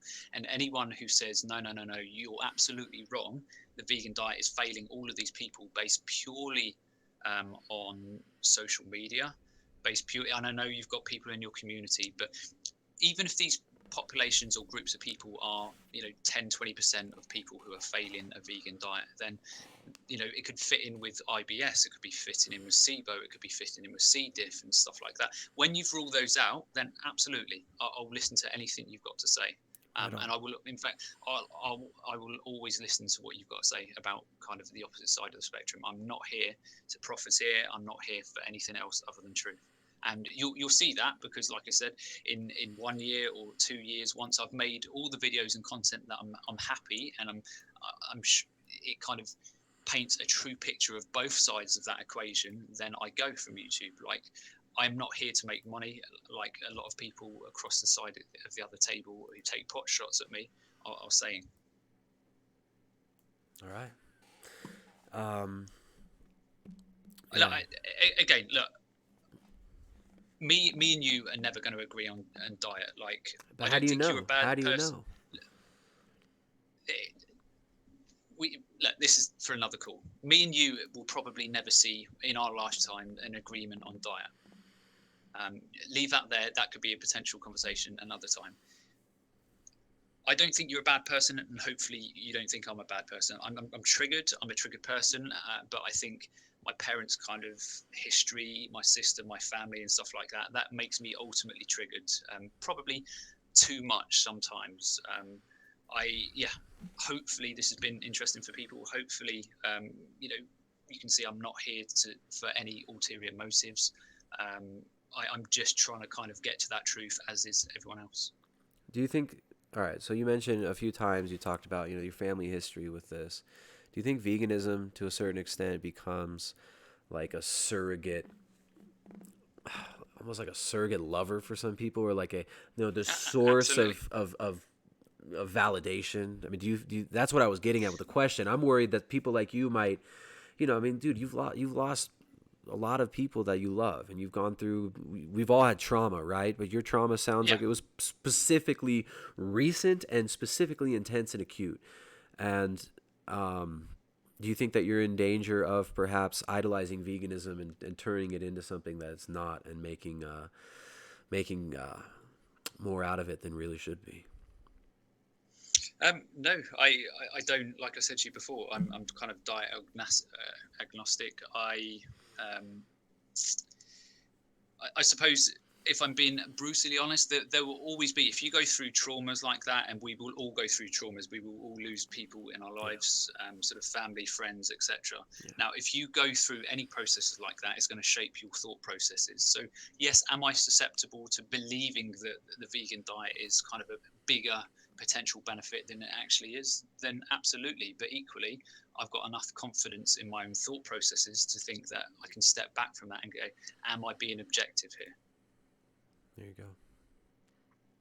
Yeah, I think that's really important. Am I being objective here? And I think it's hard to be objective when coming from the ethical vegan standpoint. That's the one that always interests me. It's like people say, well, in the end, they were never really vegan for the animals. And I think when that argument starts popping out, it's kind of obvious that this person is not going to be objective about it. But if you say you're objective about it, you want to be objective, I think that's admirable, and I hope you can. I hope you can be objective, and really appreciate you coming on and sharing. My last question for you: what would be like? Is there anything that would convince you to eat meat again? Like, what would you need to convince you to try animal foods? If my health was going backwards, if I had digestive problems, if I wasn't thriving, if I didn't see improvements on a weekly basis, if I saw people around me not thriving on kind of plant-based diets. My wife has kind of reversed her PCOS, and that's something we'll document on the channel in terms of scans and things like that. So Mm-hmm. there are pros and cons of all diets. Some people will thrive on plant-based diets. Some people will thrive on carnivore diets. Some people will thrive on paleo diets. Like, at the end of the day, I don't know any more than you know whether something's going to work. I'm in a situation where I'm ethically minded as a person, so my health will always come first, above and beyond anything. So if I don't get the results that I need and should be expecting to see within the realms of a plant-based diet, then my ethics as a human will always come above the ethics of being a ethical vegan, if that makes sense. Yeah, yeah. Now, all right. Well, what about my question earlier? And I think it still stands. This is the last time I really want to drill this one home, though. How do you Yeah. know that eating animal foods would not accelerate the healing process, the regeneration process, if you don't try it? Like I said to you before, there are so many different people across social media who've had these different antibiotic reactions, whether it be fluoroquinolones, tetracyclines, other medications and stuff. Some people improve on different diets, some people don't. Like, if you showed me a clear pattern of people taking fluoroquinolones or tetracyclines who improved, then I'll look at that. But again, I could show you 100,000 people who didn't improve on your dietary approach, and you could show me 100,000 people who did. So there's No, but I'm so always, so. What it comes down to is your own personal experience, then, correct? yeah, yeah, absolutely. So how do you know? Like, why not just try meat, animal foods? Doesn't matter what percentage, but just increasing your animal food consumption for a few months to see what happened as an objective observer, see if it helped, see if it accelerates things, see if it improves things. Valid question, like I said to you before. But there is nothing within meat that is going to give me any benefit above what I'm eating now. I don't have any digestive problems. I've got a few lingering problems, which primarily is caused by kind of not focusing on my own health, study patterns, lack of sleep, and things like that. Once I start getting on top of this again, like if I don't see the improvements, like I said to you before, like I will always look outside of that box. But I am getting absolute from where I was kind of 4 or 5 years ago to where I am now is kind of night and day. So all the time I improving. Now you ultimately you might be right. You might be right in that this speeds up my healing pattern by an additional year or something like that. That's fine. If you want to go down that route and heal up quicker, and that's your happiness and that's what gives you fulfillment, then you do that. I'm not objecting to that. I'm just saying, I'm not saying as I just care about you, man. All these hypothetical people that we're talking to, I'm talking about you. Just as a guy who's trying to get his health back in line, wants to help other people. I think it would be so beneficial for you to at least try it. And if it feels like you kind of just told me, well, because it couldn't possibly be better than what you're doing now. But no, I'm just saying there are people on both sides who are failing or not. People with these type of antibiotic reactions who are incorporating meats and some who aren't. And yeah, across the board, we don't know. Ultimately, I'm in a much happier situation than where I was like 4 or 5 years ago when it happened. We don't know what damage this has done permanently to my body. I'm hopeful that I can get out of this fairly quickly in the next sort of 12 months. But some people with fluoroquinolone toxicities, as you all know, they're left in that shitstorm indefinitely. So if that's my kind of truth, if that's my reality, if I get to that reality and it's that maybe, and if we're talking honesty, maybe there is a slight skepticism and scaredness to that, because at the moment, that's always my last-ditched effort to get back to health, something like a meat-based diet. So there is a fear that if I try that and it doesn't work, I have to almost live with this reality that I'm fucked for life. But isn't there this fear that you might be incorrect and that just eating some meat might improve your situation? Doesn't that bother you sometimes? Isn't that in your conscience as well? Like, what if I tried animal foods? No, because I'm improving. I don't have a lot of the different or the difficult issues that I had 1 or 2 years ago. So I'm improving. All the time I'm not improving, then like I said to you, I will look outside of the context of what I'm doing. But at the moment, my weight is coming back on. My skin issues are resolved. My digestive problems are kind of resolved. Okay. Like I've still got a few lingering issues here and there. But what more do you think, in the context of what you're saying in terms of the meat approach, what is that going to do to my body and a bit above and beyond what I'm doing now? I just think you see all these ex-vegans who some of them say, but we're not talking about ex-vegans. We're talking about me specifically. Yeah, no, I'm saying you can't look at other people's personal experience and think, okay, well, maybe this could also apply in my case. Maybe I will feel an improvement in certain symptoms. Maybe brain fog will improve. Perhaps my cognition might be better. Perhaps my healing might accelerate using animal foods. But ultimately, I'm not going to base my decisions on Frank Tufano, Tim Sheaf. Who said Frank Tufano? Now you're throwing out straw men again. You're saying, oh, well, Frank Tufano. No, right. Sorry, slip of the tongue. So in people like Tim Sheaf or some of these ex-vegans who I know nothing about their eating patterns other than what I've seen online, I know nothing about their previous medical history, I know nothing about the state of their gut. Like, for me to base my kind of health where it is at the moment on those kind of... You don't know other vegans who had a hard time outside of YouTube? You don't know any vegans in real life who had a hard time with a vegan diet? Absolutely not. Like, if I was, like I was saying to you before, I will always look in the context of the people around me. So if I see people struggling, then isn't Hench Herbivore coming to you to help fix his gut? Why are all these prominent vegan YouTubers also coming to you to help their gut? They're obviously struggling. Exactly, but why are these people struggling? Like I've had this conversation with Hench previously, so. I hope I won't cause offence, but like I said before, if you are eating 4,000-5,000 calories a day and you're putting protein powder into your body and stuff, there is a finite limit of everybody's gut kind of kind of susceptibility to kind of degradation, if I can put it that way. Fair so enough. are these people, is it, like I said to you, is it these people have kind of caused some of these issues themselves by doing juice fast, water cleanses, whatever you want to call it, or is it genuinely that the vegan diet is failing people? And I'm just simply saying, as a person, I want to look at those reasons why first before I make that call. All right, so that you understand the meme of they did it wrong then, right? Like we all think it's so funny because it always comes down to that they did it wrong in so many different words.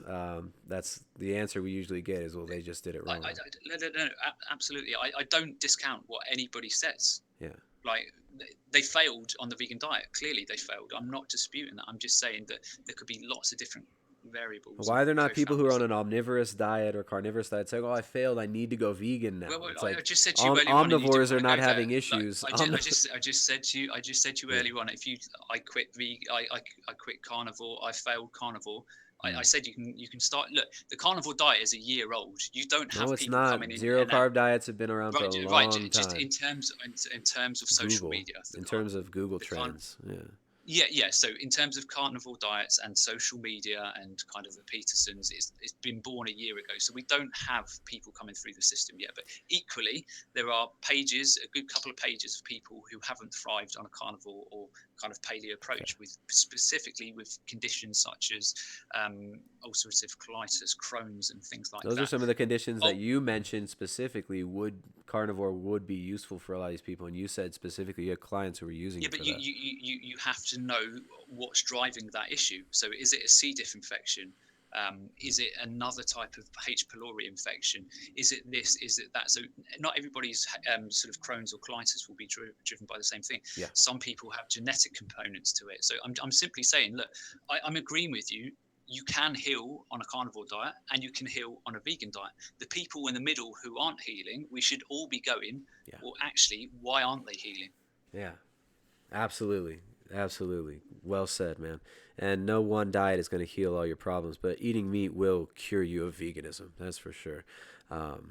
Always got to have the sly last little dig. I just think it's fun. I really do think that veganism is dangerous. I think you mean well, man. I think the vegan thing. I hope it works out for you, but it seems to me like a lot of people put the blinders on, and how do you know it wouldn't help to eat some animal foods? That's always an interesting question. So how do you know your health won't improve by incorporating a bit of plant-based material? Because I do incorporate plant-based material. When I do include more plants, it doesn't always it doesn't add anything. How do you know by putting up to 30-40% of your diet then? Well, I did actually 100% of my diet on plant-based at one point. And I did 100% plant-based diet at one point. I didn't like it at all. Okay. I mean, how do I know it's not going to work? How do I know? All right, so exactly, you're asking me that question. I'm saying, like, in the context of me, because I've tried a plant-based diet, right? Like I went plant-based, and I added more and added animal foods in. It was like, okay, this is necessary. Did you ever do any kind of looking behind the scenes of what was causing those issues? No, but all the issues stopped as soon as I ate animal foods again. Like I was able to gain muscle mass and stuff, and I just felt generally better. So I mean, so do you believe that then the absence of symptoms is health? So ultimately, if a person has no symptoms, they're healthy. Do you believe that a piece of paper telling you a number is health?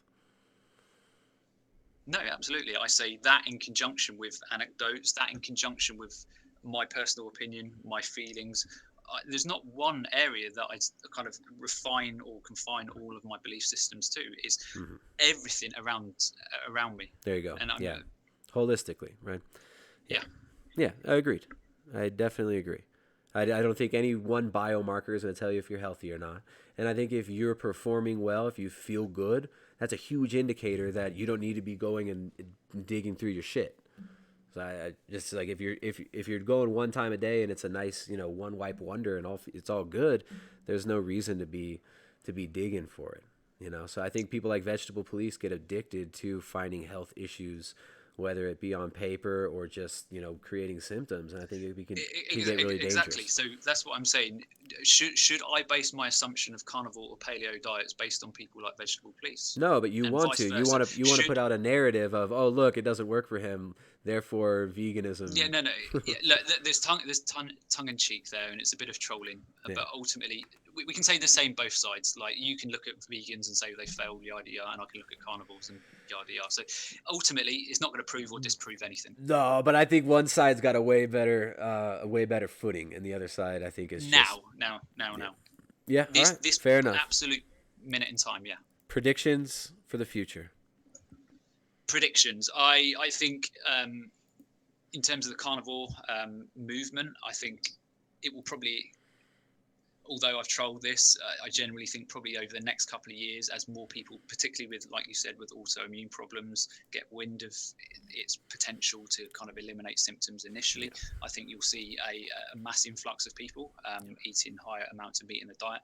Longer term, I think it will play out in pretty much the same way as kind of the vegan diet. I think you'll see people flip-flopping between diets. I think you'll see people failing on the diets, particularly when they're not eating in your approach nose to tail, and they're only restricted, their only kind of nutrition is from maybe steak or something like that. They're not getting folate, they're not getting some of these other essential nutrients, they're not getting sort of iodine levels if they're not eating enough fish. So I think ultimately sit there and grin while you can, I will say, because I think in 2 or 3 years, or maybe slightly longer, maybe slightly shorter, I think your dietary approach and the kind of community around that will just kind of see the same sort of approaches that the vegan community is seeing now. Yeah, it's interesting because the zero carb has been around the internet for as long as keto's been around. People have been doing the zero carb thing, and lots of these people have had great results long term. Looking at people like Charlene Anderson, Joe Anderson, 20 years, and they do it differently than I do. So I think these 20 years on ribeyes, folks, are kind of showing us something interesting. I can't think of a single plant food that you can eat only that food and be in absolutely fine health. But it seems to be that meat, I you can. I get your point. It's a valid point and it's a valid anecdote, but these are outliers. Okay. So we've got nothing else to base this on other than those handful of people. And you've got nothing else, and you're just talking about assumptions of the future and predictions of the future. So I think that's also it's kind of just. You asked me for you asked me for my opinion. I'm just absolutely, kind of absolutely, yeah. There you go. So you've mentioned this in your videos too, so that's why I wanted to ask. Cool. Any other questions or any trolls from your audience want to kind of fling questions or anything like that to finish off? Yeah, let's see. Let me check over here. There's one more super chat. Ramiel, $2 says, SpaceX want to put farmers on Mars. Will they live? Farmers on Mars. Yeah, you want to give your professional opinion on farming Mars, Simon? Whatever. It's going to be long after my time on this planet, so hopefully my kind of children, grandchildren don't have to bear the brunt of that. Yeah, that's funny. Trying to put farmers on Mars. Yeah, we'll see about that. We will see about that. So, Goji Man, Simon, I appreciate you coming on. I appreciate you. I got to see the sun set through your window over there. It's getting dark, and it's time for us to get on with our day. So I'm going to hang out and talk to the chat a little bit. I really appreciate you coming on. Actually, you know what? Screw it. I'm not going to talk to the chat. I'm out of here too, guys. Simon, where can they find you? And if you got any last words or statements, or if you whatever else you want to say, let's sign off. No, just over at my channel. Hopefully people can see that I'm kind of here for genuine reasons. I'm not here to rip people off, profiteer out of people. I like to think that I'm a genuine person. I like to think that I'm not confined by dogma. I'm quite happy to look outside the box. I don't dismiss what people are saying when they say that the vegan diet's failing at the moment. I just simply saying as a person that as an ethical human being, I think we all need to look into why these people are failing, whether that's people on a carnivore diet, whether it's people on a paleo diet, or even a vegan diet. All right, man. Well, I appreciate you coming on. I appreciate the dialogue. And I think a lot of people could benefit from thinking a little bit deeper on some of these issues, and some of the questions that Simon brings up are great. So we'll definitely have to do another stream when we're kind of got some stable internet connection around Europe at some point. We'll do it again if you want. Well, yeah. Hey, well, I'm really exciting that you get to go and travel with your wife and experience a little bit different views of the world. So I'm glad that you're getting better, that your health's improving. Hey, whether it's on a vegan diet or not, I think it's great. I do think that healing would be accelerated, including more animal foods, but there's only one way for us to find out and one way to know. So when you're ready to come over here, we can sit around a fire and have some ribeyes. And let me know, Simon. I'm always down for it. Or maybe we can. Maybe you'll convince me that a plant-based diet is the way to go, and we can have some. It's not. Yeah, I think it's not about convincing anyone to do anything. It's really, if it's working for you and it's healthy, then that's your truth. That's your reality. Like, to try and convince people to come this side of the fence or that side of the fence, I couldn't give two rats shit about, really. As long as you are healthy. Yeah, if it's working for you, it's all good. Something that does annoy me is when people put their kids on it, though. I think that's a risky, dangerous thing. But yeah, there's always definitely a conversation for next time. Yeah, let's do that sometime. You know, fertility and prenatal nutrition, that could be interesting to talk about, Simon. Yeah, for sure. All right, dude. Well, Simon, thanks for coming on. You know, I'm gonna stay on and talk to the chat for a little bit longer, and but yeah, we'll be in touch. And I really appreciate you coming on, Simon. And this has been very humanizing, given the heroic superhero of veganism, Goji Man, a much more human feel. There ain't no jump cuts here. You guys can tell. Maybe I will get a cape at some point. You need a cape. You need a Goji stitch cape. Exactly. But as you got, you know, a lot of you guys were just saying, oh, it needs jump cuts, but no jump cuts here. And Simon was hanging. Simon was very clear. Just let me respond to that before you cut this off. So the reason why I do that is I'm just playing the YouTube game. So audience retention and things like that. If you hit certain markers, that's ultimately why my channel has grown. So I've spoken to a number of different authorities around YouTube growth and things like that. So all I'm doing is playing this game. So I know that people who are doing a lot of live streams and stuff like that, their overall general growth isn't what somebody who's playing that game is. Now, you can say, well, you should be more concerned about the truth, and absolutely I am, but I don't see any benefit for my channel for streaming for hours on end if it's not going to help me kind of grow as a channel before ultimately kind of stepping away from it. All right, there you go. Jump cut apologist, Simon. But yeah, the jump cuts, people have the shortest freaking attention spans these days, and it seems to help. The quick videos. All right, man. Well, I look forward to more conversation. I look forward to seeing what you have to come. And hey, if you ever want to come on again anytime soon, if you have a specific topic you'd like to talk about, hit me up, man. You're always welcome. Yeah, maybe you come on my channel next time. But yeah, enjoy the rest of your weekend. Good speaking, and yeah, we'll speak again soon. Yeah, Simon. Hey, I'm always down to come on and talk, and I really appreciate it. Saludos to you and the family and your lovely wife, and I look forward to seeing how your road trip goes. So take it easy, man. Cool. You too. Later, Simon. Ciao. There it is.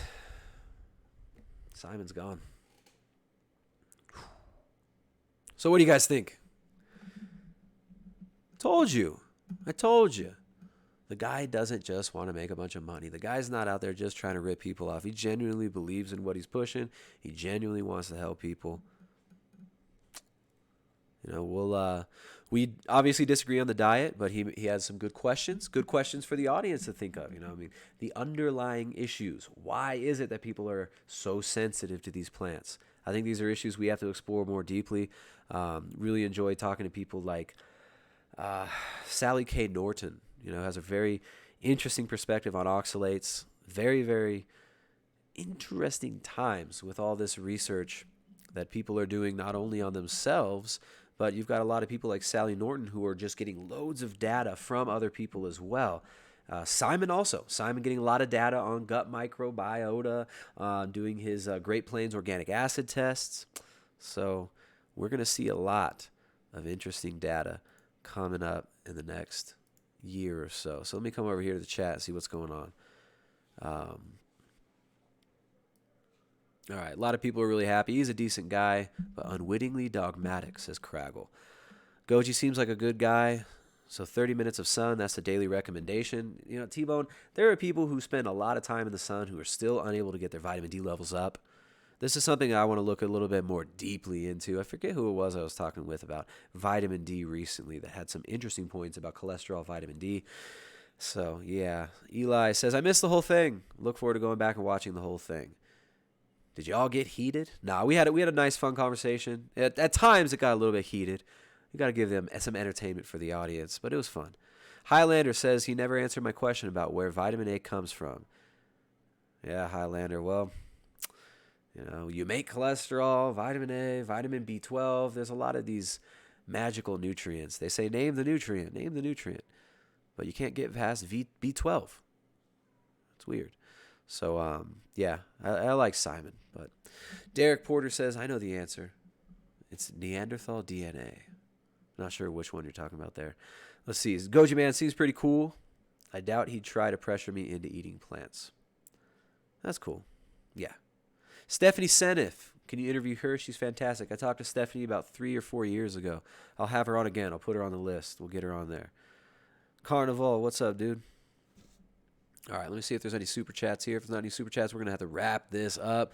This has been an epic stream. It's been too long, though. 3 hours. 3 hours of streaming. Well, you guys, thank you for hanging out. If you are interested in finding out more and learning more about fueling yourself with fats, you're learning more about the importance of fat, the importance of animal foods, the importance of the most nutrient-dense, bioavailable, and assimilable foods, make sure to subscribe, share it, like, do all those things that I never tell people to do. If you're interested in a free carnivore diet shopping list and resources, check out the link in the description. We've also got, here we go, Simon criticizing me for making a living. This book has been blowing minds. The Carnivore Cookbook, zero carb recipes for people who really love animals. All animal foods. Not a single plant was harmed in the making of this book. You guys will love it. Check it out. There's a link in the description. Bobby's Perspective. What's up, dude? I don't know if you heard, but there were some shots fired, my friend. I'd like to hear you and Simon hash it out. So, yeah, I don't know. I'm going to have to sit on this one. I don't know how I feel overall about the conversation. I wish you guys had heard the private conversation I had with Simon a few weeks ago, or maybe it was like a month ago. That was a really good conversation. This was a bit different. But still productive, still interesting. And, I hope for the best for these vegans. Hey, if a vegan diet's working for you, all good. But I think a lot of people trick themselves into thinking a vegan diet's working for them. And that is quite sad. But it is what it is. So I think I might jump on for a stream tomorrow as well. Tomorrow afternoon, maybe around the same time, 12 o'clock noon. Oh, no, wait, I got a client meeting earlier in the day. I might do a stream in the afternoon. We'll see what's up. But I got Tim Sheaf coming on Monday. Me and Tim can talk about Goji Man's shots fired at Tim. Talk about Klaus from Plant Based News. Shots fired at Tim. And we can talk about all this goodness. So, look at this. People, let me see what's going on here in the chat. Oh, I got to sign in. The chat's still flowing. Still got 400 people watching. All right, everybody. Thanks for hanging out. And look at this person. That's what I was triggered by. Missed the stream. Watched someone else's stream instead. Watched Drew Morg's stream and said, shout out to Drew Morg. But, hey, screw you. Watch my stream. No, it's all good. It's all good. But, yeah, we just got bad timing today, I guess. Drew Morg wanted to stream at the same time. All right, everybody. Thanks for hanging out. Thanks for kicking it. Thanks for enjoying the stream. Let us get on with our day. So get out there in the real world. Go talk to real people. Get off the freaking computer. Get off the social media. Get off the damn television. Cancel your freaking Netflix account and kill your Facebook. Get out there and live.